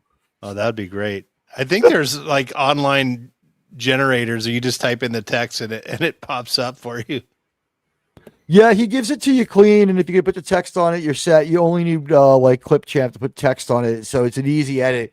And all you have to do is just change it, and like I would add some Star Trek music or something like that to it, and maybe add the sound of the bridge functioning underneath. But it's gonna be it'll be fun when I do make it. But this guy's like, you have a squadron of very advanced weaponry planes that can do this and that, and they're very dangerous. He goes, yes, they have cannons on them. One shot from either cannon is as powerful as 3 8mm shells. One shot from the cannon will destroy a tank. And I'm thinking, 188mm shell destroyed a tank. Give us some better context, for those of us who know World War II. So it's not so great research, but the idea, there you have it, lifted right out of The Man in the High Castle, with Yahtzee logos everywhere that I had to X out again and paint over. But you know what? I did a pretty good job with the ones on the walls. Here you go. It's in the episode. It is a good episode, but, as far as this one is a little better than episode 1, because you're closer to the end of this crazy story. And we see, the usual thing, like the German's evil because he's bad and he's a dick because he's not cool. And he's going to be an asshole because he won't be nice. And he wants more power, and he wants the plane to be more of a German. And the alien tells him, maybe go fuck yourself. However, we believe in all of the same things. We believe in, a new order and predestination of our greatness, and that we're better than everyone else. Like, you know what? I'm better than you because, that's just how things are. Just like you're better than the other people on this planet. Like, we kind of agree on that much. So stay in your lane and be the top dog humans. But to us, you're nothing but dogs. So be a lap dog or we will go back. And I thought this was a fun little line. He goes, remember, I can go back and erase you from history. It's like, what, are you going to kill my parents? Like, wow. Yeah. The attempt to be menacing doesn't work out that good, but it's an interesting line. It's more thought-provoking than menacing, but it was as good written as any of this gets. And of course, I had to cover up more stuff in this. including his very, very controversial armband and very controversial picture on the wall. Do you think I'll get in trouble for having the American flag? God knows we have. But Yeah, you could. yeah, I should have put a happy face on it. It would have been great, or like a cartoon version of Mustache Man's face, like some of that, like art that is big in Asia, where for some reason, out of context, they found him hilarious. And there's things like Hilter's chicken. I'm not even kidding. It's crazy that there really is. Well, of course, they were allies. No, it's China. So on the ship, this is where they figure out it's Silic, gone back to the ship, trying to mess with Archer. He says something, gives himself away. He runs away. And in the hallway, the Makos magically know that it's not somebody that they want in the ship. They're like, instead of being like, why is Commander Tucker running through the hallway, which is something that would happen all the time on this ship because he's the chief engineer, they decide we should stun the chief engineer before the captain is there to say anything. And he doesn't thank them or anything. He just walks right past them. And we see Trip here. He's in mid-transformation. He turns into Silic. At least, like, I don't know what else to say except they're doing a great job with story pacing of this story, moving along, trying to get to the end of it. Yeah, small consolation, I guess. They're cognizant that it's a bad story and they know we want it over. So now Silic tells us that he'll be pals. Just give us both some like cool outfits to wear down to the planet. I'd like a little suede number that's a lot cooler than what Archer goes with for some strange reason. And T'Pol looks hot here, so we made sure to work her into this. But like, they weren't paying her enough to put on the suit of armor fiberglass cuirass, and they weren't paying her enough to wear the water bra. I think this is just Jolene here, huh? Oh yeah, maybe. By the way, her IMDb has been changed. I assume she controls it. She's just Jolene now. Oh, noteworthy. She dropped the Blaylock. But the thing is, she didn't add the Ramapo or not add the Ramapo, so we don't know what to make of it. Is it just that she's what's now Ramapo? No longer? That's her husband. Her new name is I think that's the name Ramapo or Ramison. Oh, I was the owner of Live Nation. I was hoping she was divorced. You know what? With our luck, like she'll show up at your house, but she'll look like it's like I've lived a hard life since Enterprise. Like, who the hell are you? It's like, I'm Jolene Blaylock. It's like, no, you're not. Get away from me. Like, well, I hope she does show up because she left some things here. Oh, good. Yeah. Well played, sir. I will say this, that when you go down that road of humor, Sir, that was so controversial. Sir. I'm not joking. Sir, it doesn't matter. Nobody cares. Everybody cares. Everybody cares. It's, yeah. You get moved up in the totem pole for that joke. There you go. So Silic is going to go with them down to the planet. He's like, I'd like a nice little rugby shirt. Thank you. And Archer's like, I'm going to do just like Kirk did in City on the Edge of Forever and have a outfit that matches kind of my Star Trek outfit, which I think is pretty cool. By the way, did you guys know this is the first episode of Star Trek filmed in digital? Oh, no. Yeah, how'd you learn that? Ever episode filmed in digital because I read the production notes on Wikipedia, where the spelling was pretty good. Because what I did was I dumped the Wikipedia into Grok and said, "Fix the spelling on this and tell me what it means." So you didn't go in and edit the synopsis? No, I don't go in there and sabotage myself so that I can then read it and have generate a lot of super chats through laughs. Thank you. Yes, the rim shot right there where it belongs. So anyway, Silic's going to go down to the planet with Archer. They're going to try to they need to go back to this massive power generator where they're controlling the time travel portal from, and they're going to try to return to their own time, which is wherever. So Daniels doesn't get that specific about it, but they're going to try to infiltrate this base and sabotage the time travel facility. And also, we have a shuttlecraft to blow up as we move along. I'll have you guys know, I think there's only 20 slides for the whole thing, so I think I'm almost done as I'm on slide 17. And really, this story was a little bit of a convenience, a little bit of a mess. Actually, there's a few more slides than I thought. It's slide 13, but moving on to slide 14 shows us that Archer and Silic are now on Earth. They're, dodging Germans. And he's like, I was led to believe that your species was naturally unaggressive. And it's funny because the person he's encountered the most is, of course, them, meaning that they're really tame.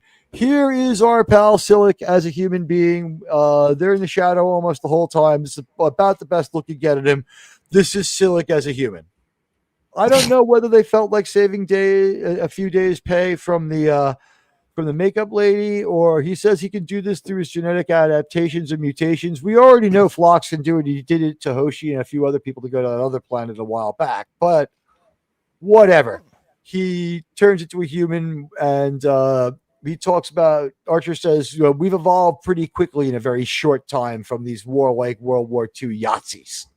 No one will ever be called a Yahtzee again. They got that one wrong, sirs. Yeah, right. Yeah, they sure did. The plot accelerates because it needs to, because it's not great. And then this happens. Our moment. Here it is. This is it. It's our backdrop. The ship comes down to Earth to attack. It makes an attack strafing run on New York City to go to Canarsie to blow up the power generator that's not too far. I think it's also in Brooklyn because they fly across Manhattan. It's 2 kilometers away from Midtown, which means they go across the river and blow it away in Brooklyn, which they get there in New York City math wrong, but there's not enough New York left for 2 kilometers from here. The island's not that wide, and they cross a river to get there, and it's not the Hudson. So the power generator is in either Brooklyn or Queens. It seems, I cannot believe that there would ever be Yahtzees in Queens. So I'm from Queens. How could it ever be? It's not something that history would ever allow to happen, sirs. Jeremy, you get to be in the middle again. I get to see the basket light of my hometown. Here's a tile I made. It's a tile for the show. What did you guys think of the sequence where the Enterprise comes down and dogfights with the squadron of co-opted German fighters? These fighters have like phasers on them. They're cool. Yeah, they are really cool. I would have liked that to go on a little bit longer and have a more definitive, like Enterprise have a little bit more of a definitive win over them. I think it would have been better too if they would have had a gigantic gorilla with a Yahtzee armband throwing like a fucking basketball at them from the top of the Empire State Building, or so like a baseball trying to knock the NX out of the air, and like they just blast him off and like a disintegrate King Kong as a courtesy to New York. Yeah, I mean, I did appreciate that. We see how screwed up the ship is. In the daylight, we get some good visuals of it, and a lot of good visuals of that. And it was at least it maintained the continuity of, these little planes could really screw up the ship with how damaged it is.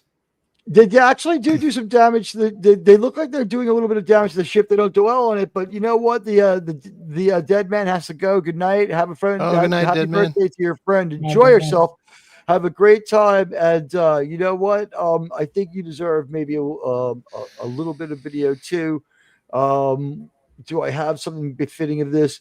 Let's have the entire life of Han Solo in 40 seconds. Guys, we're going to save you a bunch of movies here, courtesy of the dead man.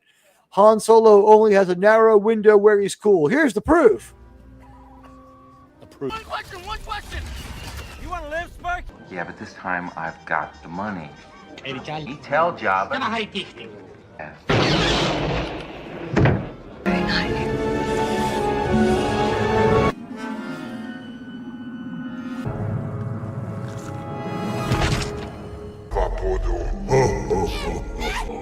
know that laugh. Yes, anything.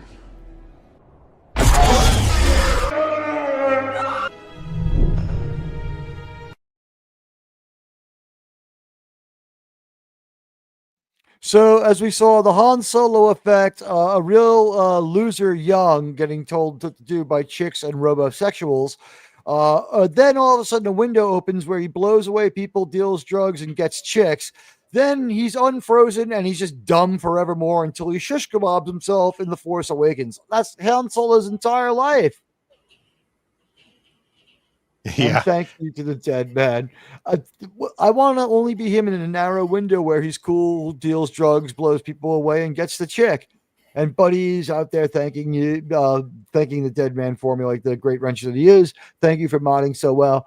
These alternate World War II fighters are the easiest enemies the NX-01 ever had to face. We blow one out of the sky. We like slice one in half. What I'm thinking here is like, these are hitting the city. These can only be hitting the city. It's urban renewal. Unless they it's fail, just New York. It's used to having buildings fall over and looking like crap. Also, if the buildings get destroyed, what difference does it make if they reset the timeline? You can kill everyone you need to reset the timeline. Yeah, at least they got away from having to worry about contamination and stuff. Like we need just going to get rid of this. Yeah, right. Like we brought space herpes back to this planet thanks to you hanging out with that chick, Archer. She's married, you piece of shit. She's hot, guys. Captain, we understand, but please take your space herpes suppressant. All right. It's like, yeah, the other women in the crew would appreciate it, sir. But if they're willing to do that, why didn't they just carpet bomb it from orbit? The only thing we can do to be sure is just nuke the entire site from orbit. Yeah, it is contradictory, Germ. You're absolutely right. You're correct in your assumption. It's not making a lot of sense. Here's the next frame where we get just another really good look. I just thought it merited seeing it again. It's so cool. The NX-01's a wreck, and the New York City behind it looks fantastic. It's New York. It's like someone flew a helicopter around and filmed this for the show or something. Or they were able to do this with the CGI at the time. It looks great. I love it. It looks great. The ship is maneuvering like crazy. And it looks like, what the hell? They get in another space battle between the end of last season and beginning of this one. The ship is really beat to hell. It looks great. I'm loving it. What do you guys, I guess not much more to say about the battle, except that it happened. It was great. It looked fantastic. And that brings us to the point where we use actual slide 17. We have reached it. They destroy the place where the time portal is. The aliens are destroyed by the eruption and the collapse in the portal in time. And then, thank God, for the very last time, where Daniels comes back. I would have skipped this, but does anyone recognize the clips going on behind him and where we've seen them before in another Star Trek show? Might have been City on the Edge of Forever. That they are the clips from City on the Edge of Forever. I'm almost positive. Yep, some of them Later are. Yeah, on, which some they of get them closer and closer. The Easter Island one, at least, yes. Also, later on, we see the one with the two ships fighting that we see both in the Mirror Universe and in the City on. Oh, Admiral muted himself again.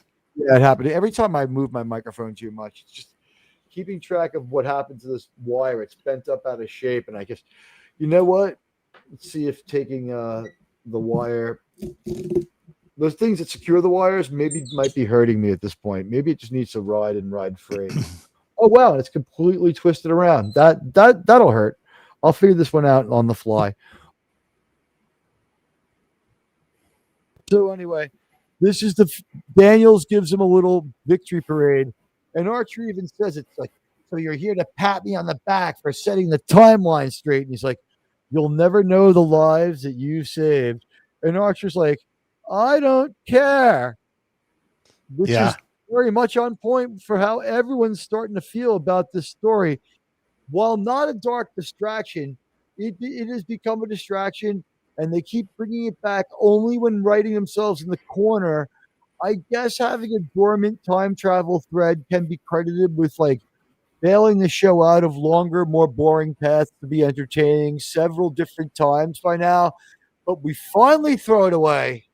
We finally walk away from it, And we don't see this storyline again until bad modern Star Trek brings back fucking Daniels, which, as Kovitz, which is ridiculous. So I would just say, really nice glow up on all Star Trek time travel in this holographic goodbye from Daniels, who tells him, "You've healed the timeline," which would explain a lot of omissions, like why there's no Delphic Expanse mentioned and why there's no Zindi and Suliban talk in the future. Maybe Archer did a lot of other great things too.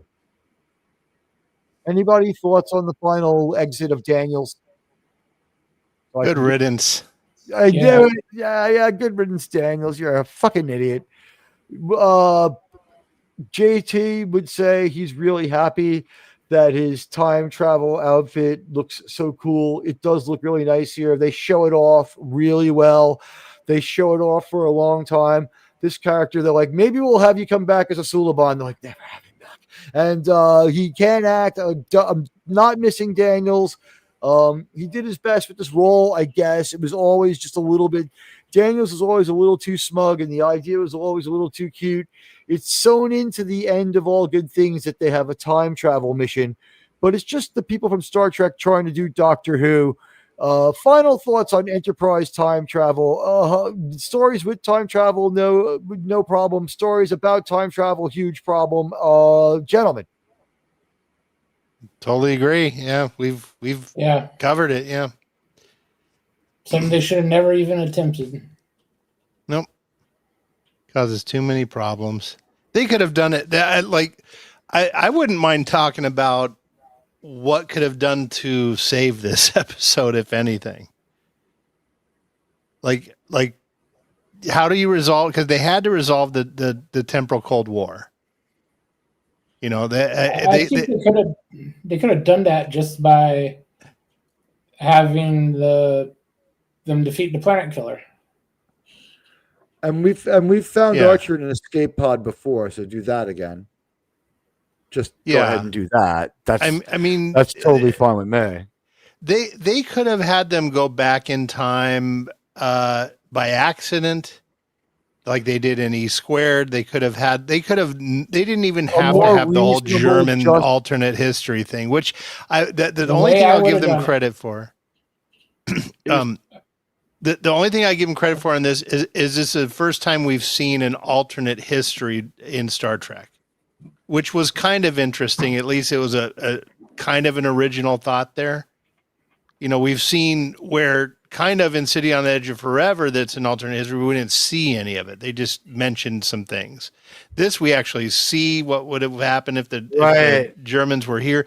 That was okay. That was kind of interesting. I'm sure that the resistance would have happened the way we saw it. You know, you would have had, people coming together and putting their differences aside, like the mafia guys are like, let's get these fuckers out of here. I give them credit for that. We might even give jobs to the Chinese people when we get out of here and have a whole criminal planet. Piece of the action also is in here. A little bit. The gangsters were worked in. The way they could have done it better. Just leave the ship in the future. They're coming up to Earth as normal. Archer handles the past primarily by himself. He could get a time agent of some sort there to help him out, to try to help him fix what's going wrong and get him home. Yeah, like maybe Daniels could have come back and or got trapped with him and helped him. Yeah, Polls live, guys. I would have preferred someone else go back to assignment Earth, get one of them. Hop on there and take the poll, give us your opinions and takes. And if you're coming through later, leave us a comment about this, and I'll do my best to answer everyone I get. But as we can see here, sirs, this last hurrah for Star Trek time travel and Enterprise. Here's my thought. It looks great. It's a nice little glow up. They defensively back slowly away from Daniels by having him tell the story and say, look at the great things you've done. And then, speaking on behalf of us, the audience, Archer tells him, please leave and don't come back anymore. And he's like, "You're such a great guy." It's like, "I don't care." And it's just like, but you don't understand, like, like you've really, like, you've made a huge difference, and we can't thank you enough. And he's just like, I don't care. and that's just all there is to it. And he's like, "Well, thanks a lot, Archer." And he's like, You asshole. and that's it for Daniels. Finally gone. And then we get this moment, which precedes and foreshadows the next episode. This is the fleet that I suppose was going to take on the Zindi weapon. And you can see the Columbia in there at the top left at the 11 o'clock position on, if you look at Earth, and all the triangular Earth ships that with the warp nacelles on them that I guess are warp 2 and 3 ships. But they had a respectable armada plus a few allied ships. There's Tellarite ships and Andorian ships in this armada. And where were they when the Zindi attacked? I think that these guys had what I'm saying is that Zindi's second weapon didn't have a 100% chance of success. Like with this armada, if they had deployed exactly, yeah, where were they? This armada might have fucked up the Zindi weapon. Yeah. But they start playing Archer's theme. All of our heroes are finally together in the same place. It's a really good feeling to see them like that. And we end this story with, like I said, the final, glow up and best face we can put on Star Trek time travel. And then we see this moment that brings us to the next episode. And I think that if Home had been the next episode, season 4 is off to a much better start. It should have been by far. We needed it sucked having to wait. I remember watching this back in the days when we had to wait to see now you got to wait 3 years to get a new season, but it sucked having to wait an entire spring and summer to see the resolution of this story. They should have wrapped it up completely. What's funny is Home should have been Home should have been episode 1 of season 4. Now you have to wait 3 years, but you don't mind at all. Then it was a week. You're like, damn. Yeah. Or in this case, like spring and summer. Yeah. It was ridiculous that they didn't do Home next. This should have been the end of 0 Hour. Yeah, totally unnecessary. We spend a lot of time dissecting Star Trek. All I can say on this one is I appreciate the damage control effort done by the showrunner this was thrown to. And I have new respect for Manny Koto because I thought he was a collaborator with the New Trek people. I think that he was sucked in there to use his name. They've stopped putting it on the show of late, and I don't think he minds.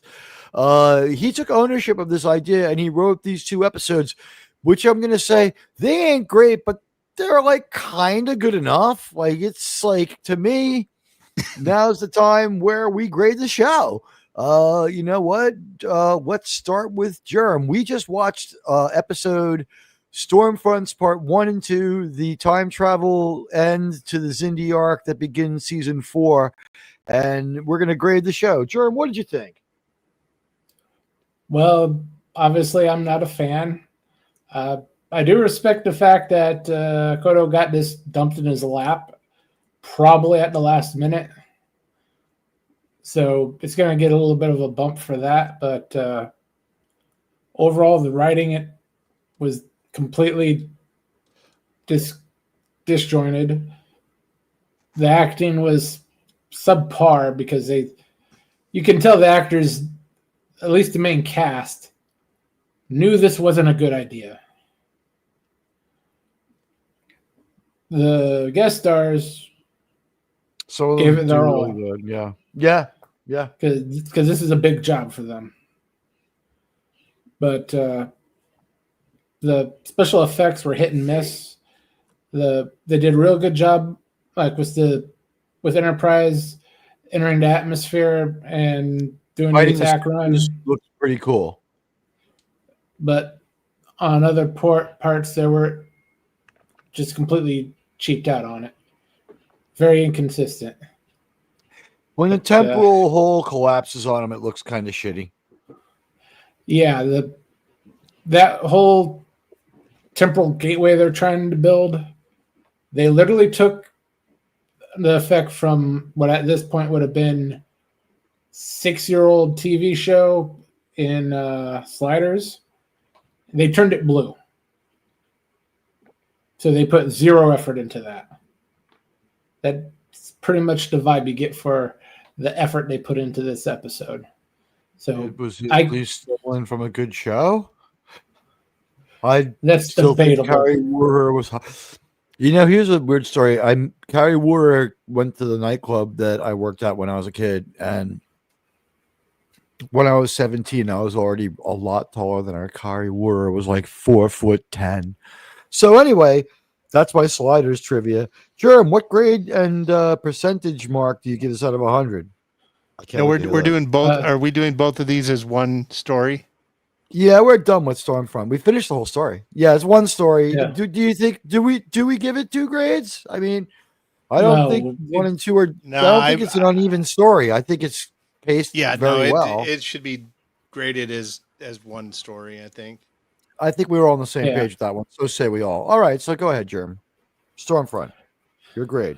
I ended up giving this some surprisingly high mark. I gave it a 71, so a C minus. 10% of that is them dropping this clusterfuck in his lap probably with a month before he had to start shooting it. So your mark went up when you found out the production information because you felt sympathy. Yeah. That 10% of that is complete sympathy of they've tried, I think, actively to screw him on this. Or they wanted their last episode to have such a huge pop, they didn't give a shit what happened to the next person. It's too bad.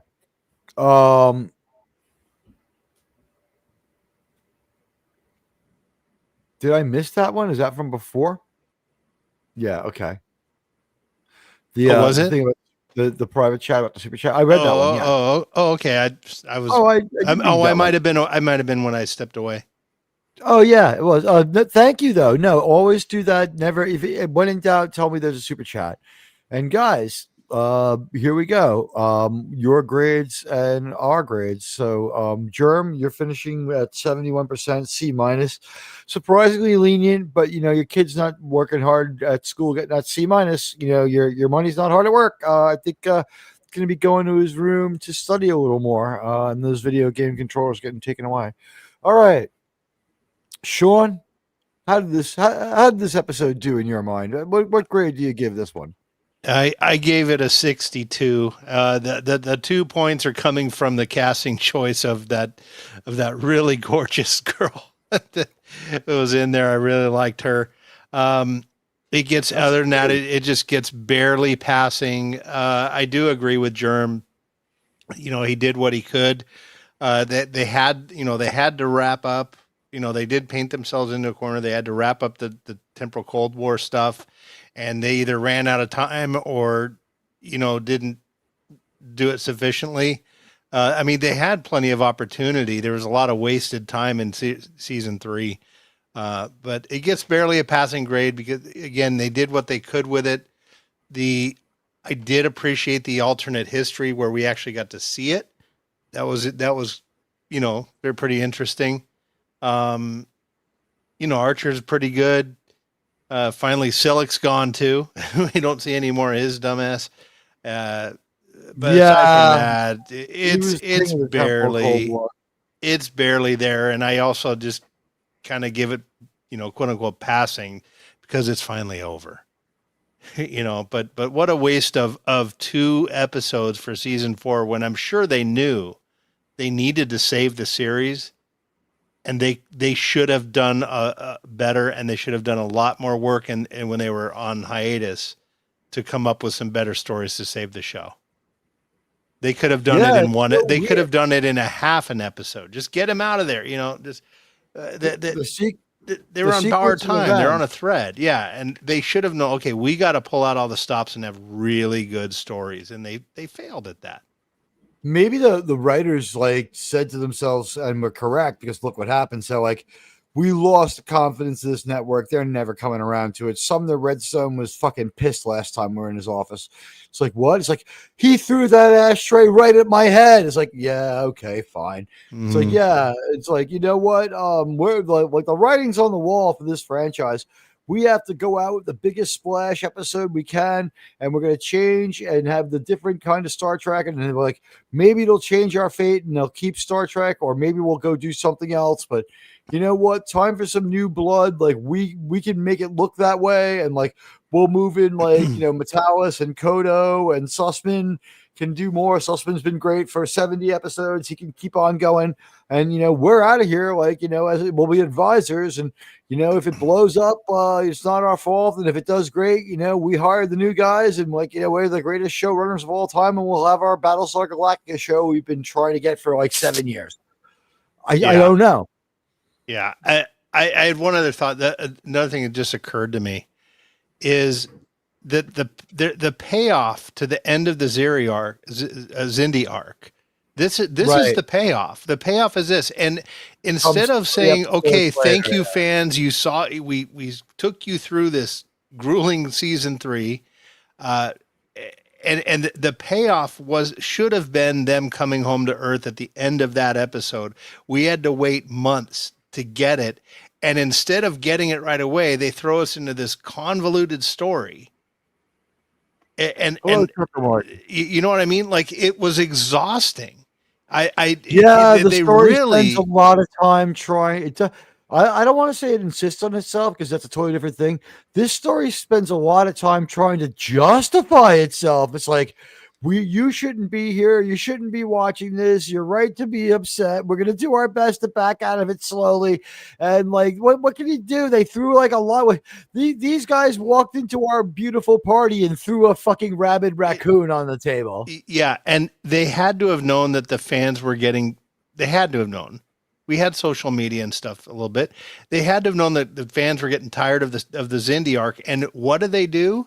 They let us think that maybe this was going to be the rest of the series, because it was a cliffhanger on the same arc, really. It's like, oh, this is all it's going to be now.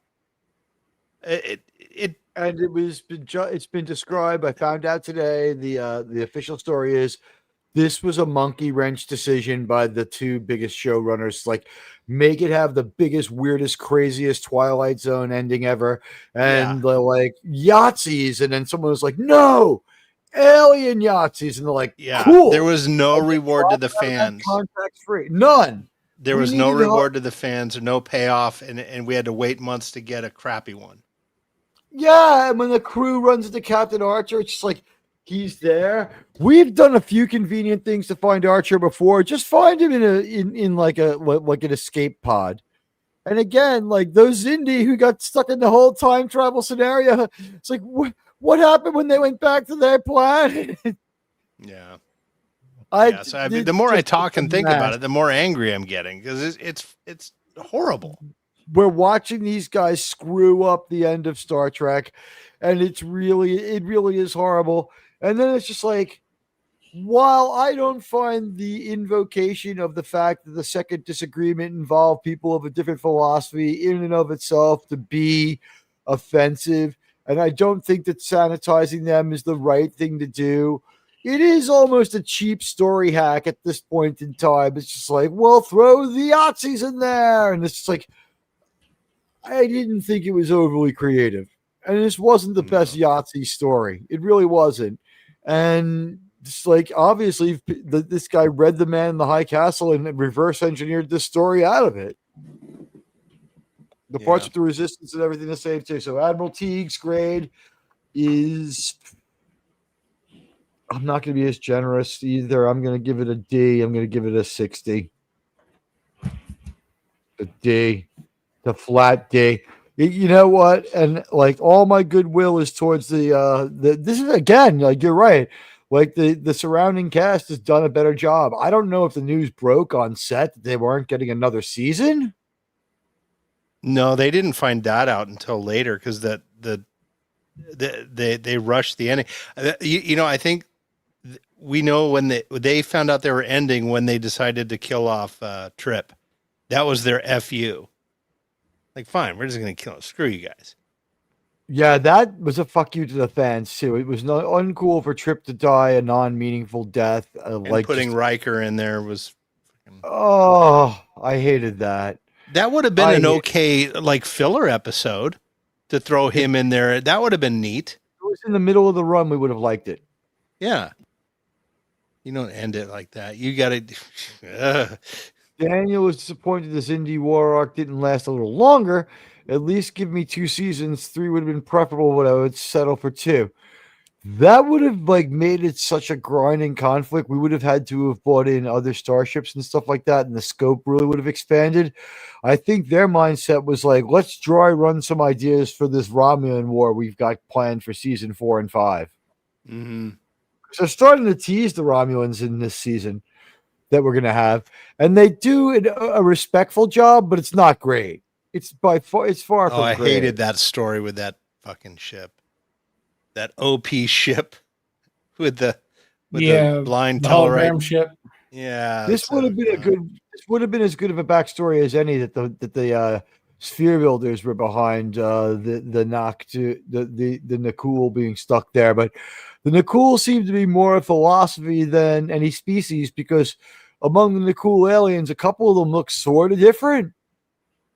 Mm-hmm. They may not have all been the same species. It seemed like they were just like, no, we're time bandits. Like they were literally time bandits. Yeah. And so, yeah, Admiralty gives it a D. Let's see what you, our audience, have given this story. 17 votes, or 6 votes. Let's see. Jump in there and vote now. Forever hold your peace, guys. We got 10 people watching. Jump in there and give us your opinions. Vote now. So far the grades are: Resolute Germ gave it a 71 C-. Sean and I a bit stricter and a bit angrier about how bad it is. I gave it a 60. Sean gave it a 62.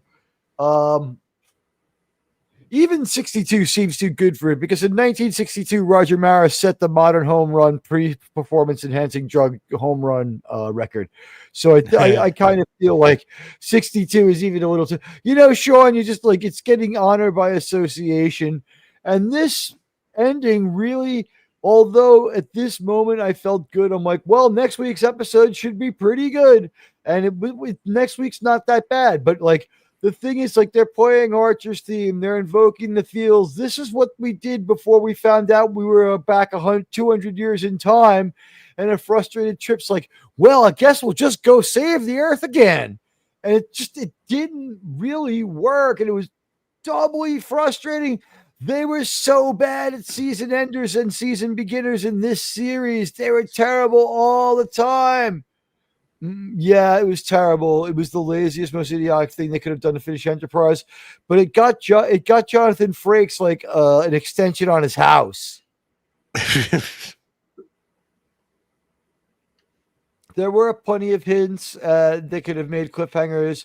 The strange repair station could have been a trap from the Romulans to collect information. You know what? They did have their own existing lore to go back on. That's a good one. And Kal-El had said, what did I miss from Kal-El? It was right before my 2 above my comment there. Here we go. Making the series finale. Oh yeah, that it was laziest and most idiotic thing they could have done. Except that, as Sean said, had this been a lower stakes episode or a lower stakes 2-parter in the middle of the series or the middle of season 4, we would have let it go. We would have let it go. Yeah. We would have been like, it's true. It might even have been viewed as charming. I don't know. Jonathan Frakes had not lost it yet. In Jonathan Frakes' Orville episodes, they're a little bit better. In his Enterprise episodes, you know what? He did, he still was okay. In his Strange New Worlds and Star Trek Discovery episodes, he sucks now. He sucks now. I don't know if like nobody can make that kind of garbage look good, but he sucks now. It is really terrible. So let's take a look. You, our fans, have given this 33% of you think it's an A. So pretty generous. B 17%, lower than usual. A and B usually dominate. C is 33%, tied with A, and DF 17%. And with that, I'm going to end the poll on this one. I want to thank Can everybody you who went. display it there? Oh, I there it is. will Okay, display I it. see it. Yeah, I do see it. I have to like highlight it and Ooh, then like cut and so paste what it. do we say that this is? Because I usually give the when I put down what the chat is saying, What's I weird just is between the get the chat highest. and us, if we weighted all equally, the chat seems to have given it a C plus, doesn't it? I don't know. My math isn't mathing. A and C are 33% each. B has 17%, and DF has 17%. So with A We're and up. C equally split, it's kind of a B minus C plus. Be in the high 70s. Yeah, it's like a 78. Okay. The So we'll call it our audience call it have a B then. consistently. Well, the audience has consistently jumped out for Enterprise, and Enterprise has been the lifeblood of this channel. And you know what? Like, we didn't plan to start the journey here. The journey came to us, but you know what? It's easier to sleep at night knowing that it's not just me who wants to save Star Trek, but 2,943 other ships in my fleet. Thanks to my friends on the panel who have helped make this one of the most interesting and thoughtful approaches to Star Trek ever. And now we're going to move on to the Star Trek news and the Star Trek movie, guys. We've got news of a Star Trek movie, and next week we're going to do Homecoming, and it'll be a home, and it's a lot more fun. The new Star Trek movie, there are things on both sides of the coin to make us wonder about it. It's written by the Spider-Man Homecoming production team. I found this to be a mixed bag. Spider-Man Homecoming, I think, was the best you could have made with the mess of what they did to Spider-Man's lore in the MCU as done by Disney. It was not a cool story for Spider-Man. And they never have a cool Spider-Man movie. Their last one is their coolest one. So I think that we've seen from Spider-Man Homecoming from these guys, is it fair to say they know how to work with other people's characters and they know how to work in a world that's been modestly reformed? Because that Spider-Man was still a true to his traits Spider-Man and still a true to character Spider-Man, despite him existing in a space where he wasn't quite able to be Spider-Man. The Uncle Ben thing had already happened, and they weren't able to really do anything. Like Aunt May became the dominant force in his life, and all of a sudden we have a young, kind of hot Aunt May who I've seen out clubbing in New York. Everyone has. Back in the 80s, before she was famous, her hair was so fucking huge. Let me tell you something. Marissa Tomei is from Queens and Western Long Island. I used to see her around. But they have the ability to work well with other people's characters and in altered situations, which I called they have some damage control. That's what I thought was their first positive. Anyone else want to give what they thought the first trait they saw when they saw the production team? I'm going to go pull up some information now on the Paramount Star Trek reboot. Go ahead, Jerm. I think you know more about it than I do. I just took a quick glance at the Deadline article. From what I saw of the development team, TrekMovie.com is their story. Yeah, a lot of iffy productions, like the Dungeons and Dragons. Dungeons and Dragons overperforms for what it is, though. The thing is, the people that saw Dungeons and Dragons liked it. It didn't perform well in the theater. Yeah. It overperformed, and that was kind of COVID era too, wasn't it? Wasn't that kind of around? And it inspired I hate using that. Chris Pine. We're allowed to say that word without a ton of consequences now, so I'm not that afraid. Oh no, I don't mean that. I mean that I know so many allowing people it. use it as an excuse for poor performing movies. Like That someone, they movie tried to came blame that out- on. They tried to blame Tron Ares flop on that.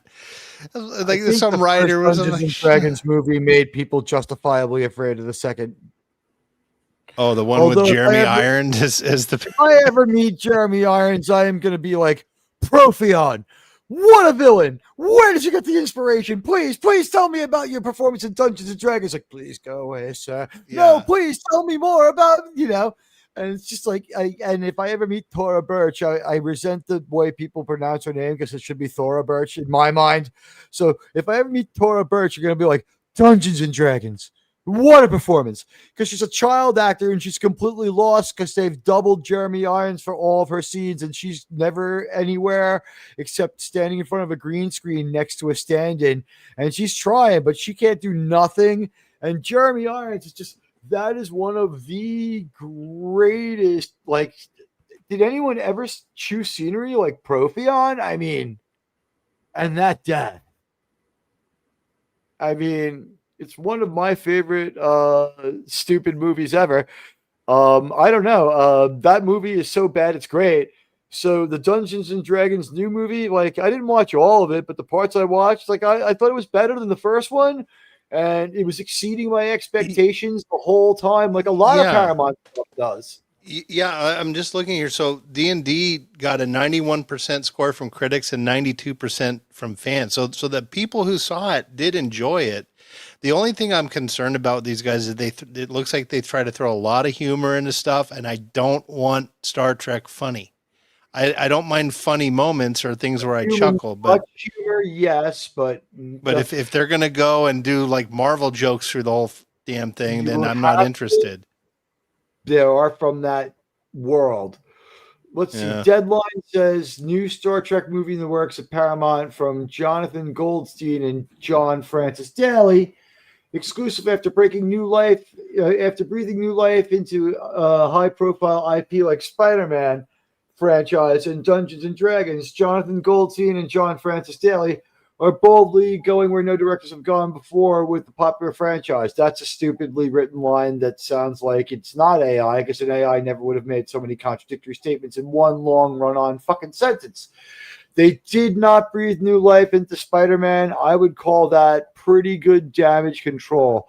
That was crashing and burning Spider-Man. The idea that they were going to have a Spider-Man solo movie, I was kind of like, all right, he's going to show up in the Avengers movies, sort of unexplained, and I can handle that. But then when they tried to explain it, the Tony Stark trying to be like almost a father, substituting in for he doesn't have his child, Madison is not part of the story yet, like unfulfilled vibes in Tony Stark. That movie like was not overly too funny. Spider-Man Homecoming is pretty good. Spider-Man Homecoming is not the worst watch. It's a bad Spider-Man movie.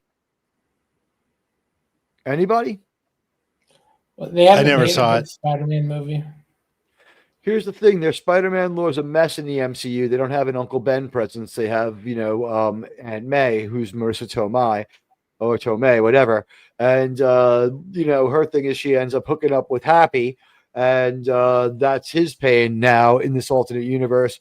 And they end out their 3 Spider-Man movies with a reset, and they blow away the events of 1 and 2, which was the smartest thing to do, because the fresh sheet of paper and showing us that the other 2 Spider-Mans had their world. Well, Spider-Man No Way Home and them being involved in Spider-Man Homecoming and all that, that speaks to this. What we had was a legacy IP where we had other iterations of it that we had to square up. And what they're doing here is they have a Star Trek that is like un-Star Trek-like in a few ways, and they're showing us a different take on it that's very interesting. Did I see a few people are trickling in? Did Nick Weiser end? Welcome, James Caserta. Welcome, everyone else. Welcome, everyone coming over. It's great to see you. We've just gotten done discussing Stormfront, and that's our backdrop. And now we're talking about how Paramount plans to have a new Star Trek movie out. Our under on this is 3 years. Anyone else want to dispute that? My under is 3 years from now. Oh yeah, I think it's going to be 2 years. I think they're going to fast track it. But I did put in the private chat a poll suggestion. I would love to know what the chat thinks on this subject. But yeah, Context on that, TOS, Enterprise B, Enterprise C, or after Voyager, as in context of what ship design? no. Like, what era should the movie be set in? Should Oh, it be? that is a good question. Yeah, like I think personally, after Voyager. I would like to see the Enterprise C era. It's enough of a separation between Kirk's era. No one will be around. You know, none of those characters to be I around. don't want any chance for And subversion. it's before Picard. And there, you know, from yesterday's Enterprise, we know that there was a lot of conflict with the Klingons. So there could be some really good storylines in there.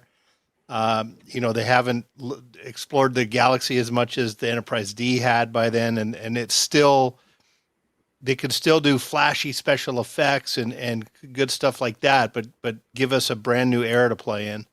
That's my vote. Would be the Enterprise C. So the entrance or the candidate questions are Enterprise era, TOS era. Well, no, TOS, then the Enterprise B, the one that was piloted by. Okay, yeah, the Enterprise people are still around. So TOS. Yeah, TOS, the Enterprise B era, Enterprise C, or after Voyager, which that's for me. That's where Star Trek ended because I'm going to call it or Nemesis, maybe Enterprise B. That makes it a little more clear. And what's the third choice? Post Voyager, after Voyager or Nemesis, maybe after Nemesis. But the thing is, though, with Nemesis, the technology that they're showing us by the time of Nemesis, it's Deus Ex Machina time. Like their tech is so good and so powerful. You almost got to limit what these people can do with their ships and their tech. And I think the Enterprise C era would be the sweet spot. Because, you know, we keep pushing them into the future. Oh, no, they can time travel everywhere. They can transwarp beam. They can go fly through subspace vortices and get anywhere instantly. Like, it's gotten so powerful that where do you go with it? What kind of danger can you put these people in? The Enterprise C would allow for some good episodic science fiction. And some adventure. Well, I agree that's possible, but I think people will get turned off immediately by a prequel. I don't know if it's a prequel, though. It is a prequel. In the what timeline way? As a whole, because we are at the end of Voyager and at Nemesis. Anything before that is a prequel. Well, the thing is, they could do it smartly. They don't have to touch timeline stuff. If it's an episodic show, they could show the adventures of that crew and that ship and the challenges they face, and it doesn't have to mess with continuity or anything. The key word is smartly. Well, yeah, they're never going to do it smartly. Yeah, but again, I mean, we're talking about a series, though, so you know, this is going to be a movie, so it's going to be action. Yeah, we know what's going to happen with the Enterprise C. The poll is live. I added an option. Well, I don't mean. I just want to correct. I don't mean a show about the Enterprise C. I mean that time era, because we've not seen any stories from that time other than what happened to the Enterprise C. But there's 20 years of history there there's no untold stories. It could be about another ship. I don't mean the Enterprise C. I just mean that time, like Rachel Garrett's But if that era. ship becomes too fantastical, you know what I mean? Here's my thought. I added this to the poll. The question, the option that I added to the poll, which is now live. I said post Picard's death in the last moment in time forward at the end of All Good Things. So I would want somewhere in our pilot episode for them to hear that Nemesis or whatever, maybe it happened, maybe it didn't, but Jean-Luc Picard is dead of natural causes, and there'll be a moment of silence for the full fleet tomorrow where all ships will run with their running lights off or something like that. And, there will be, a ceremony for at Starfleet headquarters, and all Starfleet ships are to, remember Captain, we're going to have Captain Picard Day, one more time for the kids. They're going to all wear a bald cap. Fine. Yeah, everyone has to shave their head. It's like, but I don't want to shave my sideburns in from behind. And you know what? Like, we could go forward from that. And this way, all Star Trek that we ever had is in the tank behind us. And we'll be going forward in the traditional manner of writers who used to write shows before this era of prequels. And this way, if the ship is fantastical, well, they're in their own time, in their own era. They can grow and get bigger. If the ship is not so great, and we want to forget about them, we leave it as a movie and move on. Like, what we need is a couple of Star Trek movie events while we test out what crew we want. But if you want to do a season or a movie that stands alone about another crew, and somewhere in there we hear that Picard is dead and we're at a star date that's, in the 25th century, I don't know, 25, maybe, make it cool. We line it up with today like it was in the 60s, right? And in the 80s. So in 25, right? And it's just like, Jack Crusher, who's that? Or Jack Picard, who's that? That's no such thing. What? So you're going, what? You're going more than That never 100 happened. years in the future? You're doing another 100-year time jump? Picard would have died 40 years after the end of the final episode of TNG, is my feeling. Because he's like 50, Well, and yeah, he so doesn't that's- make it to 100. That'd be 2,400. thing is, I mean, In the Picard I don't show, know. he's 90, and it's the 25th century and change, right? Yeah, go to 25. Go about 60, 70 years past. Because the thing is, technology... 24, 25. I'm sorry, 24, 25. You want, Exactly. yeah. We don't Why need not? the 26th century. Sorry about that one. The 24th century was TNG era, so yeah. Yeah. Right. So that, But Picard is 90. They've crossed over into the 25th century. They They would have. have to. So to make Picard be in the past and have him be not a problem and not have his shadow, and to not have to even deal with all the other crap until someone finally says no a few more times, just hand wave away Picard and give him a different death and pronounce that as final. And you never have to address it. You could even have a joke. I could have a joke. Could you imagine something as disgusting as someone uploading his mind into a replicant? Oh, disgusting. They did that to Ira, what's his name in that one episode? Graves. Yeah, Ira Graves. Yeah. And to know Corby, him Roger is to Corby love did the him. same thing. It was regarded as disgusting by humans. What Roger Corby did was thought of as something that no one else should do. So Roger Corby broke the laws of God and man and became himself a Frankenstein's monster. So we don't want that. And people are voting. We got 5 votes. I'd like to see more. We got more people here than that. Guys, thank you so much. Hit the like and follow. I want to get up to hopefully 30 is my beg up. I'm begging for 30. So if you haven't given me a like, give me one. Here's the thing. When we can get 15, 25 comments after the stream and 30 likes, both of them is really nitrous. But when we get 30 likes, the stream gets shown during the week and people tend to watch for 20, 30 minutes. And that is something that really gives this show new life and feeds our sub base.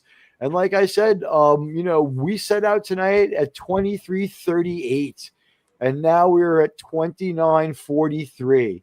We're up 34 people in a month, which is after being flat for a little while. That's all in the last 3-4 weeks. There was excitement around the end of season 3. There's excitement for the beginning of season 4. And people can start to see the original series in sight.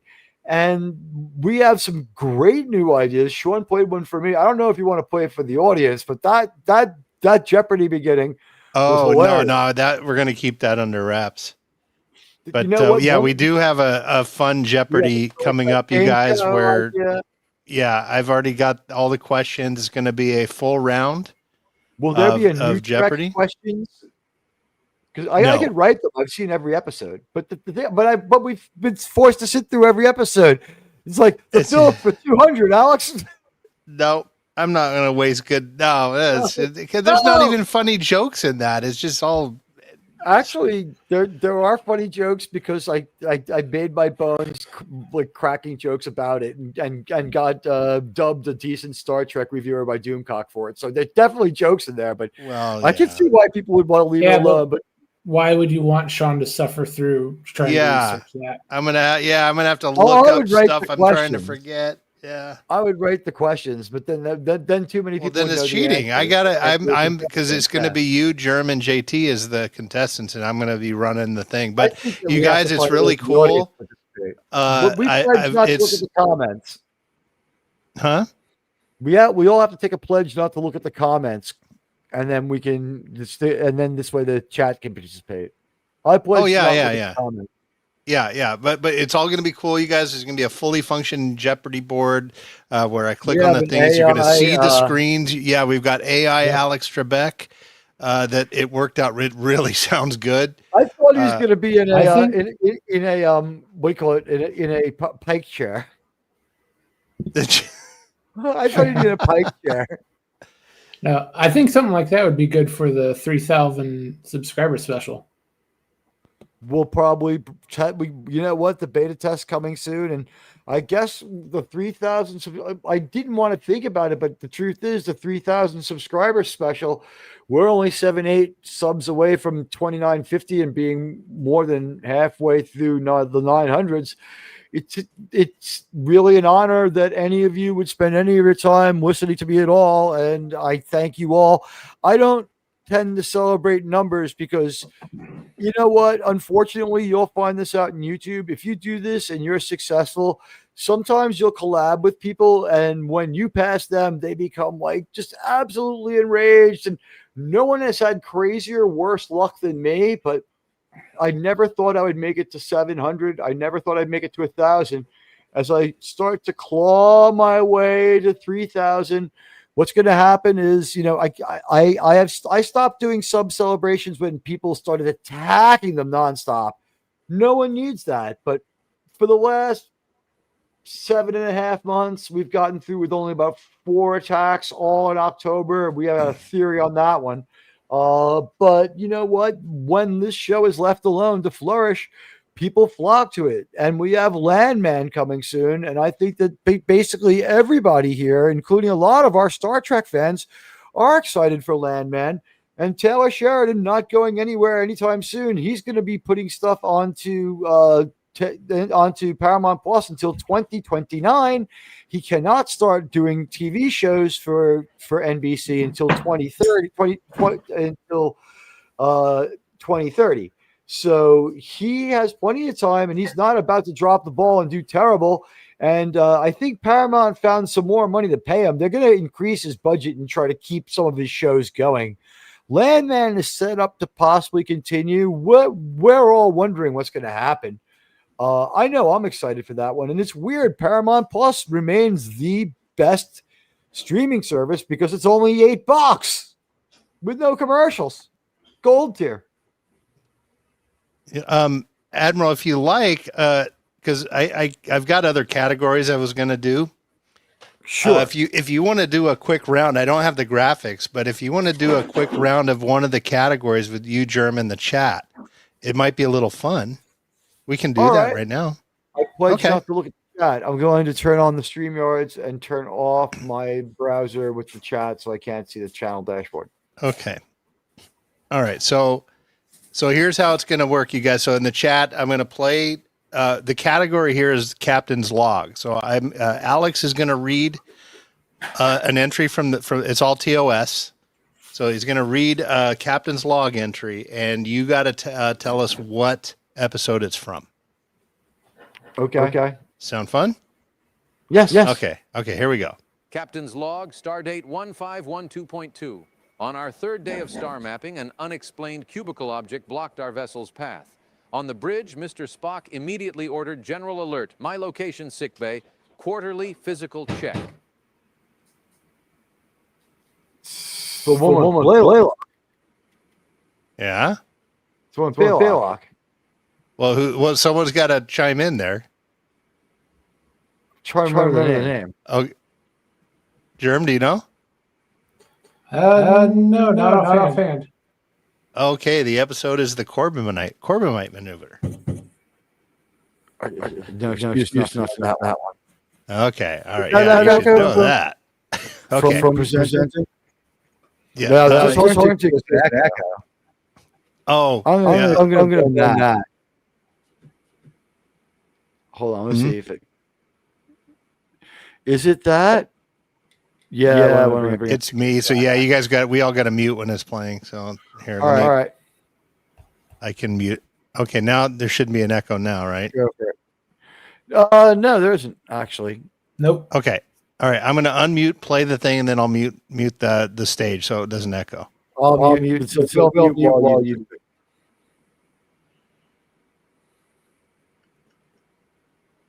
All right, you mutinous, disloyal, computerized half-breed, we'll see about you deserting my ship, was Captain Kirk's way of getting Spock's attention in this episode.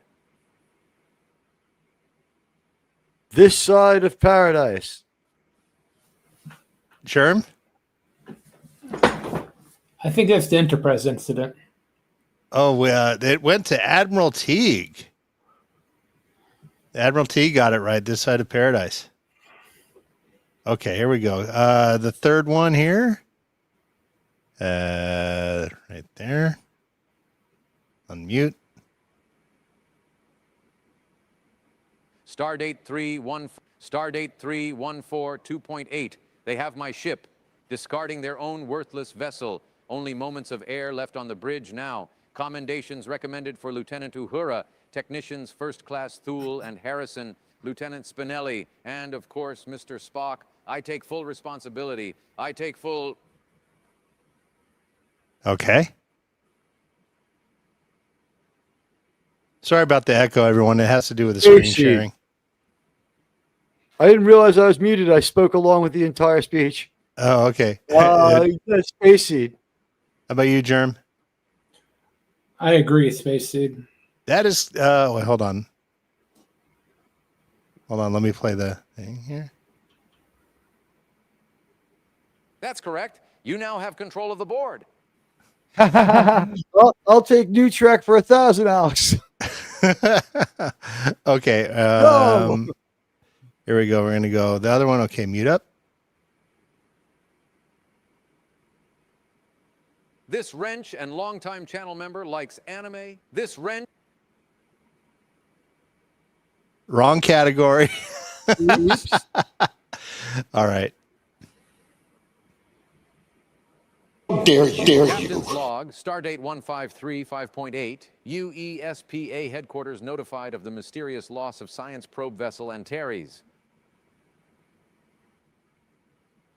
What do you think, guys? Germ? I don't got a guess. Yeah, Charlie X is correct.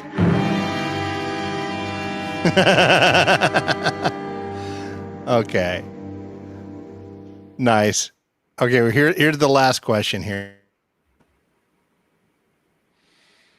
Captain's log, supplemental, now motionless for 9 hours, 47 minutes.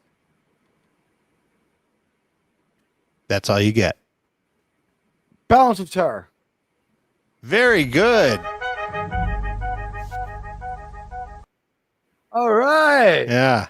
I forgot one episode title. I blanked. I should have known Corbomite Maneuver. That's bad Star Trek 101 by Admiral Teague. But that's coming to you. Coming down the pike soon. We will have Star Trek Jeopardy. Guys, it's good to see everybody here. And I actually thought I've never won anything before. I don't know what to say. Right before we get the time frame, everybody is going towards as far out as possible, except people like TOS, ENT, 0%. No one wants anything in there. Pre-TNT Enterprise B, there's some interest. Post Voyager Nemesis 50 full percent. People just want to move on from the next generation. And so do I. Post Picard's death equal the last moment of all good things. So 83% of everyone wanted post movies or post TNG. Basically, 83% of everyone wants it after TNG in some fashion. They want rid of the TNG characters. No one wants to see Admiral Riker. No one wants to see like head of medical Bev. No one wants to see any of them. No one wants to see Jack Reacher or whatever fucking Picard's son's name is. No one wants to see Robo Picard. No one wants to see any of it. No one wants to see any of it at all. People want to move on past it. And I feel that that's the way all franchises should be. Time has passed. Time should have passed in their universe. We should get a radio call that the great Captain Picard has passed away from Ironic syndrome in Lavar, France, making it about as much time after the end of Star Trek The Next Generation as has passed by the time we get this movie. And Sean thinks 2, I think 3 years. Jerem says that the movie's already out and this is all a scam to keep us in the dark. Jerem, what's your guess? I made him laugh, guys. Note that. I've been making Jerem laugh about once a week lately. It's becoming regular. Yeah, let's say that the laughter is more at my paycheck than anything else. Question: What do you think of the idea of this movie? Well, they got to do something. They should do something. Should it just be for an Enterprise movie with Scott Bakula? Trek United the movie? I wouldn't scoff. That would be if they tell us that they're working on something very new and very different, and do the United thing as a side project. That would be fine. That should be the TV end. Yeah. And together. But United again. Make Star Trek make sense again. Yeah, I would have this at the end of United. United could not just as a Enterprise, but an anthology for all the eras. You get like 4 movies together. And this debuts at the end as a series. All I can say is we are from the Mista movement. Make Star Trek again. They haven't made Star Trek. It hasn't been thoughtful. It hasn't been good. It's been horrible. It's been garbage. I have to sit there and listen to something where they tell me that because we have like 5 non-binary characters in the same place at the same time, somehow it's worthy of my attention. My heart breaks for the way series television used to make sense and have logical ups and downs. I mean, we didn't do it great with the Xindi, but at least the Xindi arc had some cohesiveness and a through line. We did throw it out the window for 2 episodes, and one thing that I would have to say is the most Star Trek episode of that entire season was probably North Star. Yeah, I agree. We were wrong about that episode. We were also wrong about that episode. These rewatches have been something, and I do think that there is one thing we should do before we all move on. We move on in topic is there are a couple of early season 1 episodes that are just classics that we just didn't have the mix right and we just didn't have the crew right.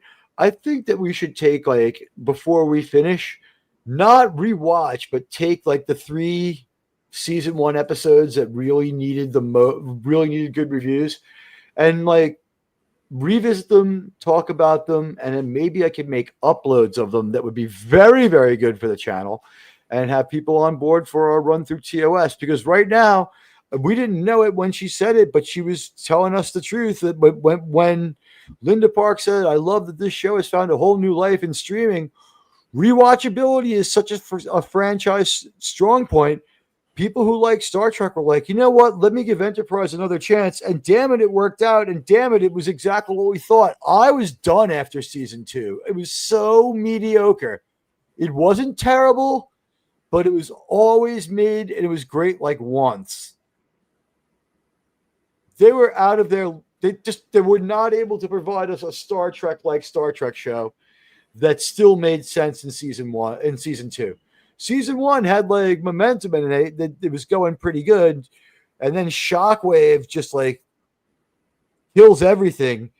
And also, like, season 1 does have that uncanny look to Jolene really weirding things out. Sometimes you look at her and you're just like, what the hell? And there was something to that. We were right to remark on that. People wondered at the time if we were nuts, but she did look uncanny and weird, and it is their fault. So when Linda Park says she loves the show found a whole new life in streaming, I wonder if people just don't binge the Xindi arc because people talk about it. And the Xindi arc has been very good for this show. If I have one major criticism of it is we begin it at the end of one season and then we don't end it properly. We're too eager to try to pull like a rug pull at the end of the season. And we even imitate the aesthetic of Quantum Leap with him running silhouette through the fucking sparkly explosions. What were they thinking?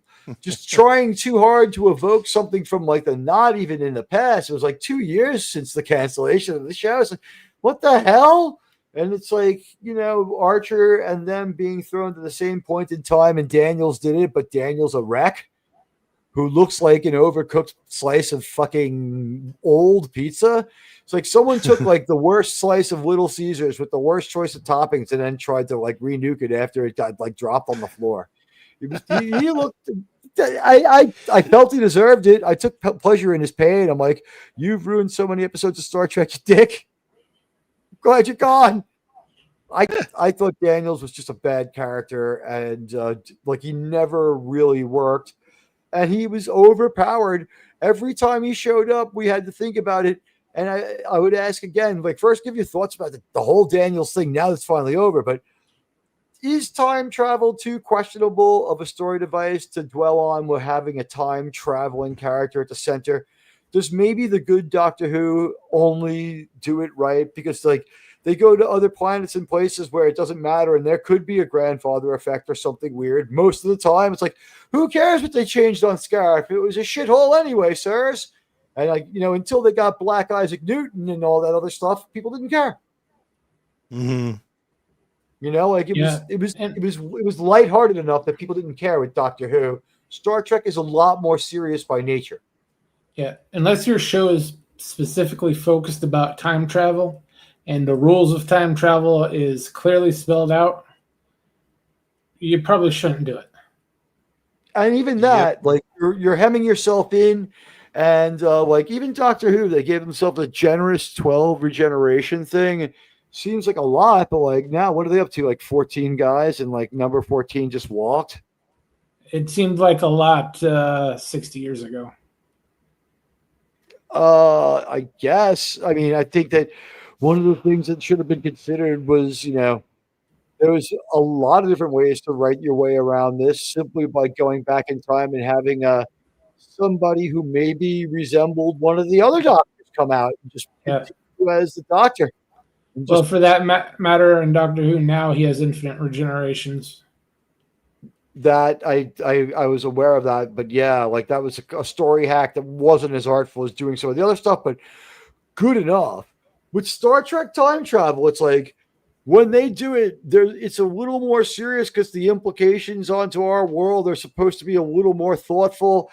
And Doctor Who is always just a little more lighthearted. Not that there aren't very serious Doctor Who episodes, and there's people out there probably blowing up right now, like devices flying across the room. But like I believe that in Star Trek time travel, it's just like it's not a natural fit. They've got to handle it very lightly. And they're always better off when the time travel involves they're in the middle of somewhere. Everyone goes nuts and gets high by mistake. And then they wrap around the star, fly back in time, and erase the 3 days that they regret. With no real important foreknowledge or after knowledge, Star Trek 4 might be the last Star Trek time travel story we ever needed. And that one is like, it gets by on charm. The thing about Star Trek 4 that makes it great is that the stars of that story are our Star Trek stars. There's no other people distracting us, and it's a megasode. Star Trek 3 leans into the lore more, but Star Trek 4 has just all of our stars in it to a really great degree. Like, it's like the most screen time Uhura has by percentage of anything, too. I mean, So that might have been the last time we ever needed to go to time travel. Guys, Star Trek and time travel, a bad fit. Let's start with Jer. Outside of Star Trek 4, I have never agreed with time travel in any type of Star Trek and any of its iterations, even The Guardian of Forever. That was stupid. If you just sit back and think about the premise of that entire thing, that doesn't make any damn sense. The thing is, you shouldn't think about the premise with that one because the time travel is magical bullshit. You know what I mean? That hurts. Yeah, that hurts the story. You just have this random gate sitting there and is apparently sentient, and he just lets McCoy jump on through. Then he just lets Kirk and Spock jump on through. You get the impression he's just doing it for a lark. He's a little bit of a dick who'll let people tamper with time, but maybe he's just an AI, like he's an Amazon Echo with a Stargate. By the way, just to sum up how time travel in Star Trek, like, here's a bunch of contradictions. We call this one the entire life of the Borg Spear. Check it out. Here it is. Defense procedures initiated.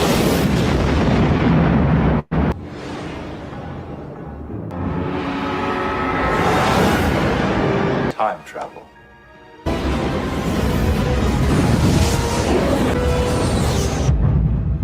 But if they changed history, why are we still here?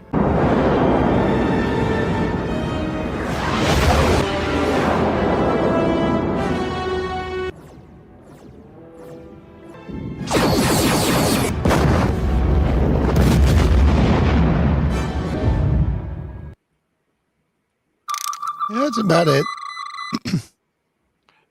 It didn't truly make sense, but we did. Maybe we shouldn't have. It didn't make sense, but we went ahead there and we did it. And that basically, I call that the Borg sphere and a complete history. So basically, that's the whole thing. Like the Borg sphere was like, plan A was to get the Borg cube destroyed. Plan B was to go back in time and do that. Plan B is a lot better than Plan A. But of course, as the episode, like, that Germ disagrees with me here, but like this is my feeling. I feel that a mirror darkly negates first contact. Negates first contact. But Sean, your turn. Time travel, Star Trek. It's not a natural fit. They pulled it off here and there, but we might have more fails than successes. Well, like the Bell Riots is shaky. Star Trek 4. Star Trek 4 is good. Assignment Earth is good because it was a self-contained thing, and at the end of it, they said we were just supposed to be here and we were part of this all along. That it works when you do it like that. This is what Kirk says again in Star Trek 4. Well, if this is the past, we've already been here, and it won't matter. Well, that one they did screw with things, but a little. No, Jim, those glasses were a gift, and they will be again. That's the beauty of it. yeah. I mean, that was a funny little joke, but any time travel, it has to be self-contained and no chance of paradoxes. And I think Assignment Earth is probably the best way that. Well, so Star Trek 4 changes time, right? Star Trek 4. They don't preserve the timeline. In the timeline, their planet is destroyed by the whale probe. They change the future. Oh, I know. Yeah, they did. I call it time. Like someone called it restoring the timeline and stuff like that. It's like they don't restore the timeline. In time, we see timeline 1. The Earth is pretty much over. It's done. They rewind a few seconds before the final moment, and then they come back, and the whale probe turns off the destructo beam. So in reality, there is, but maybe not. But there's that one clip of Sarek when he's looking out the window, and then when they do go back in time, he's looking out and he goes, "Look, there they are." So you kind of get maybe an idea that he sees them, because maybe they overlapped a couple of seconds or something, which is understandable. But I mean, I forgive Star Trek 4 for all that, just because it was so well done otherwise, and they didn't. Performances, focus our on the heroes, the it heroes. wasn't like they weren't like they didn't go back there to mess with time. They went back to take something and bring it forward. You can And we kept forgive up a our lot of that. tradition of hurting Chekhov in every movie. Yeah, I mean the time travel was just to give them, it was a mechanism for the jokes, to give us something to relate with, to give them something. I think Leonard Nimoy says that we need to give the audience a break. They went through all this trauma with 2 and 3. Let's get back to fun. Comedy, but I think the real Yeah. and fun could have been done in different ways. It could have gone to like a pleasure planet, a shore leave revisit, or a weird space station. I think the deal is this: it's like we've made a ton of money. We want to make more. The first movie, we're still not comfortable with how much we spent. And like, you made so much back. It's like, we're not comfortable. We're going to make a movie that doesn't cost a fortune. It's going to happen in this time frame. Figure it out. And they just, with that, they did a good job. Yeah, they did. It wasn't really about time travel. It was just about them in that time, with a story of them in that time, not really about. I'm fine with it. I'm not. It was fan service. Yeah, it was, and we deserved it. That's why we did. It was earned fan service. The hokey time travel stuff. It's heavy. I don't consider it that hokey. It conforms to the time travel used 3 times in the original series. And it's almost like I remember we had a conversation on Wednesday about the whole multiverse thing and how that just makes everything meaningless. Time travel can be considered the same thing along, like with multiverse stuff, multiple universes. It works if you use it for fun, to have a good time and not take itself too seriously, like Deadpool. Deadpool was perfect. He's going all over these multiverses, but they used him as a joke. It wasn't anything more than that. It was just a vehicle to tell a fun story. As long as they tell a fun story, then fine, do time travel. That's what I have to say about that. Well, all right. Thank you, Sean. And you know what? I think that tonight's proceedings have gone enormously well. We're getting ready to the moment here where we wrap up the show. This is our promise to you. Our Star Trek show is the best Star Trek show we can give you when the pundits are available.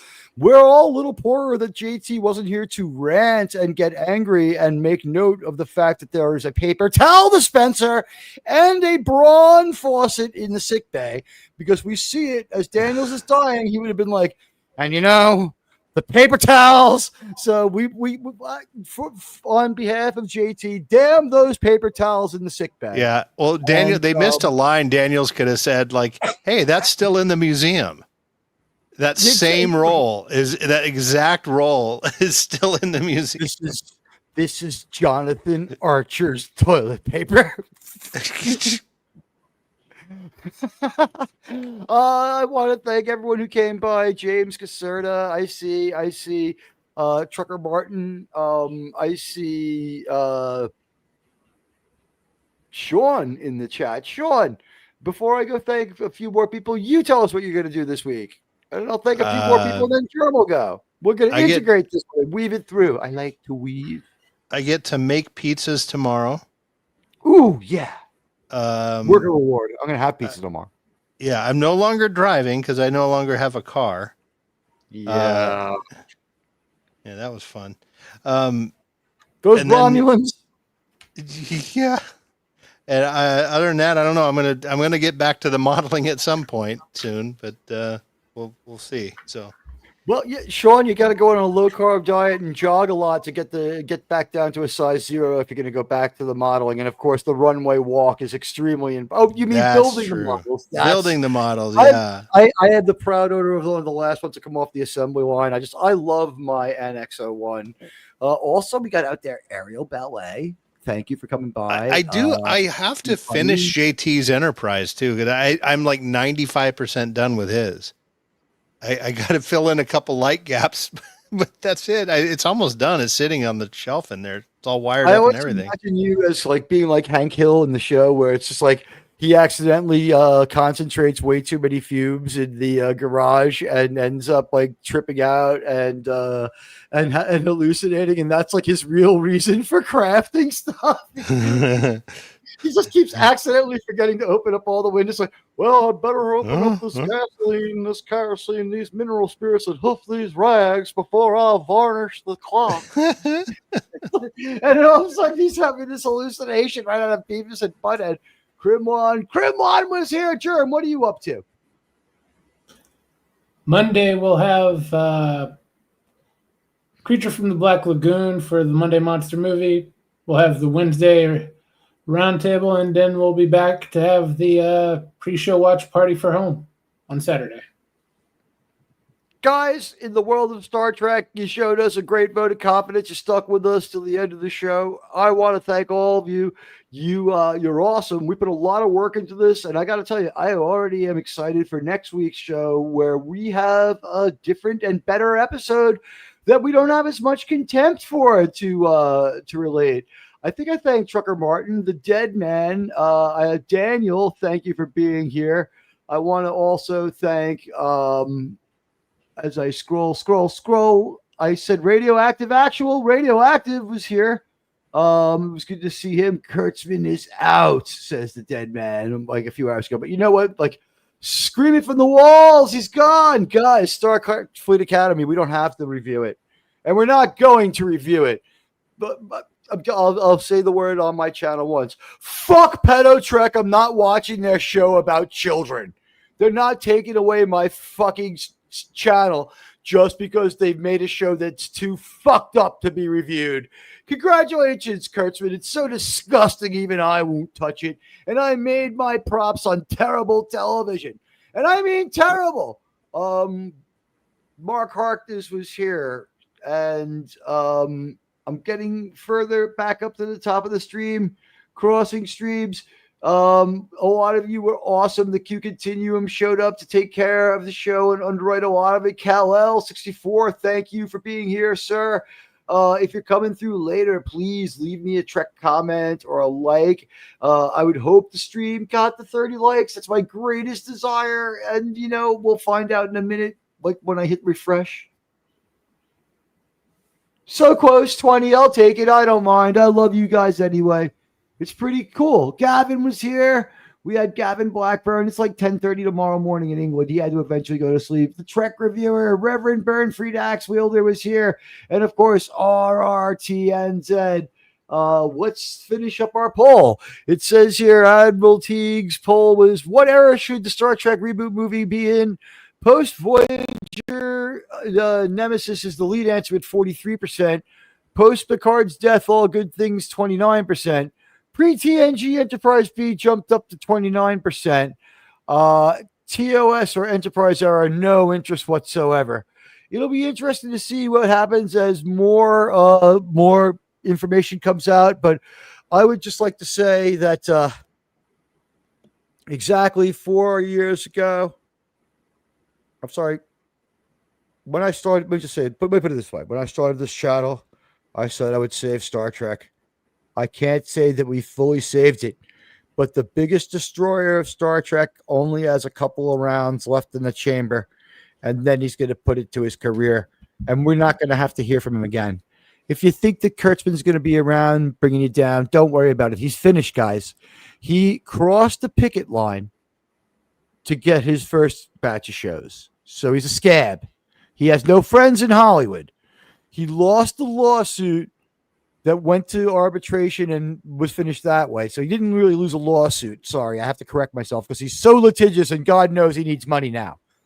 He is now making Star Trek so horrible, CBS has no choice but to buy it, because if you let anyone else get their hands on it, they could poison Star Trek forever.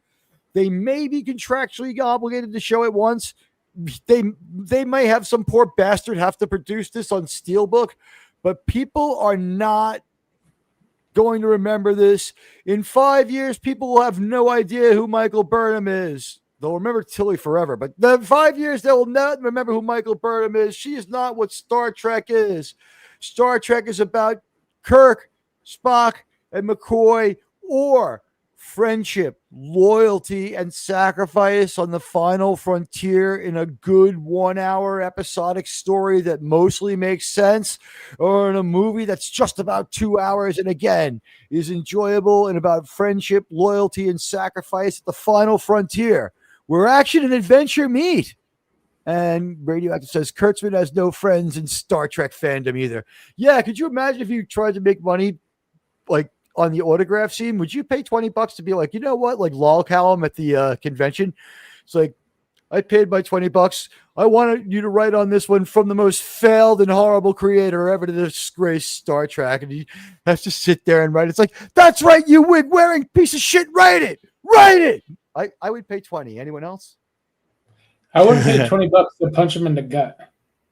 Ooh, sure. Sean, would you pay $20 to be able to yell at him like a screaming booth? 2 minutes of primal therapy. Who's getting the $20? He gets to keep the 20, but it's only $20. Nah. Yeah, you'll burn the money in front of him rather than shout at him. I wouldn't piss on him if he was on fire. Yeah, I love that expression, guys. We mixed time travel into Star Trek. It was a little insane, but we've reached 1 o'clock. It's the end of my Star Trek show. Tomorrow we'll be back with Landman. I don't know who will be here for Wild Episode 1. Look for a chance to view at like 7 o'clock. Jerm, what do you think? 7 o'clock view, 8 o'clock review. Landman Live starts tomorrow. I can do that. Hey, look who it is. Working on a Mark. big project. Wow, he says it's a great stream as usual. You don't have to lie, Mark, but I appreciate it. That's a really great glow up at the end of our stream. We had a fun time with you know what? Sometimes those bad episodes bring the best out in you. Especially they always do. Yeah. We're big Star Trek lovers, so it doesn't happen a lot. Like, we find a way to excuse so much sometimes. And then sometimes it really pushes our buttons, but like this week's Star Trek, I think we've also become kind of canny as critics. Like, we look at it and we're like, it's the way it's going to be. But you know what? Good luck with that big project. I'll be lurking and watching you tomorrow. For you guys should go to Mark D with a C. He has his Mark's Nerdy Geeky Hangout, and it's going to be a lot of fun. You should go there tomorrow. Buddy, could you do me a favor and put that link in there for us? While I just tell everybody there will be probably a video essay this week. What I'm going to do is take one of the video essays from one of the episodes, since I know it clears YouTube. I'm going to cobble 2 of them together, and I'm just going to tell the story of the end of the Xindi arc and my disappointment with how it ends. And I hope that when it drops in the middle of the week, do me a favor and support it. And let's see if we can't get a Star Trek video essay going, because what's happening is there has to be a Landman essay. So the Star Trek one is aspirational. Landman, they've got like that cattle taser to my head, like it will be absolutely terrible. Nerds assemble. Yes. Sunday Night Geekery. Check it out. You'll enjoy it. Mark D's channel's great. If you're sub to my channel, you're doing yourself a disservice if you're not sub to his. So please hit those like and follows, and I'll be back on Tuesday night. But before that, Sunday, Landman, I'll give you a chance to watch, and we'll talk about season 2. Germ, what time do you think the watch party? 7 Eastern Standard? Yes, I can do 7, probably 7:30 Eastern time. What's cool is if they drop, we don't know a lot about this. It's scheduled for 8 weeks of run, but we don't have a confirmation on episodes. So it could again have 10 episodes and like have some of them mashed together into like a final event. It saved 1923 from really crashing and burning. 1923, it wrecked its landing gear, but everyone got off the plane alive is the way I would put it, right? For the end of that streaming show. Yeah, that's a good analogy. Yeah, no damage. Sean, go ahead. Do you have any? I haven't watched any of the Yellowstone shows at all. What's going on with your channel? Nothing. And what movie are you going to watch? I've heard you're on Resurrection Rooster. Our friend Red. I really hope that this young man, this up and coming YouTuber, goes somewhere. You're on a show every Wednesday, and I understand it's really catching on. Yeah, we have a lot of fun. I don't think the movie was decided on yet. I might be wrong. I always forget. Patton. Yeah, let's do Patton every week. Carthaginians defending the city were attacked by 3 Roman legions. Arab women stripped them of their tunics and their swords and lances. The soldiers lay naked. Very controversial. 2,000 years ago. I was here. Admiral Teague. This match will not be postponed. Copyrighted material. We have to send for Albert Einstein. Sir, he's very busy. Sir, that was so controversial. Sir. All right, it's not. Was that Einstein one new? I don't remember the Einstein one. This is a new one. Here we go. Unable to comply. Computer, play what I say. Sir, we have to send for Albert Einstein. Sir, he's very busy. Sir, that was so controversial. Sir. I'm searching out the Sir material for you all the time. Now go raid that other channel and tell them Admiral Teague sent you. I love you all, in the words of Ozzy Osbourne. And you know what? Before you go, you can, if you want, stick around for this bonus. Incoming Sydney Sweeney video. Set burners to full. Lubrication supply sufficient for projected mapping level. Paper towels to standby. Turbo lift door secured and locked. Wives and girlfriend interruption probability at 12%. You may commence masturbatory actions at any time. I love that that guy looks like a thin, like the quartering is like the keto diet works. I've lost all the weight. Yeah. All right, you know her, you love her, and you know this about me. The word decent doesn't apply to me. Here comes Sydney Sweeney, and then go say hi to Jill.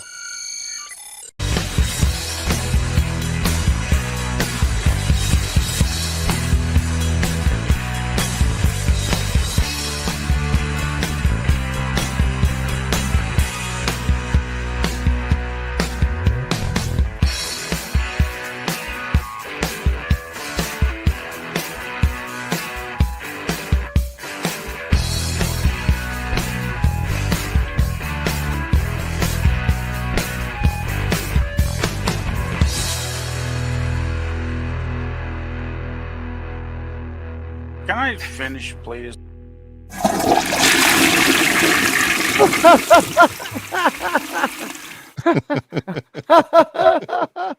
I finish? Good night, everybody. We love you all.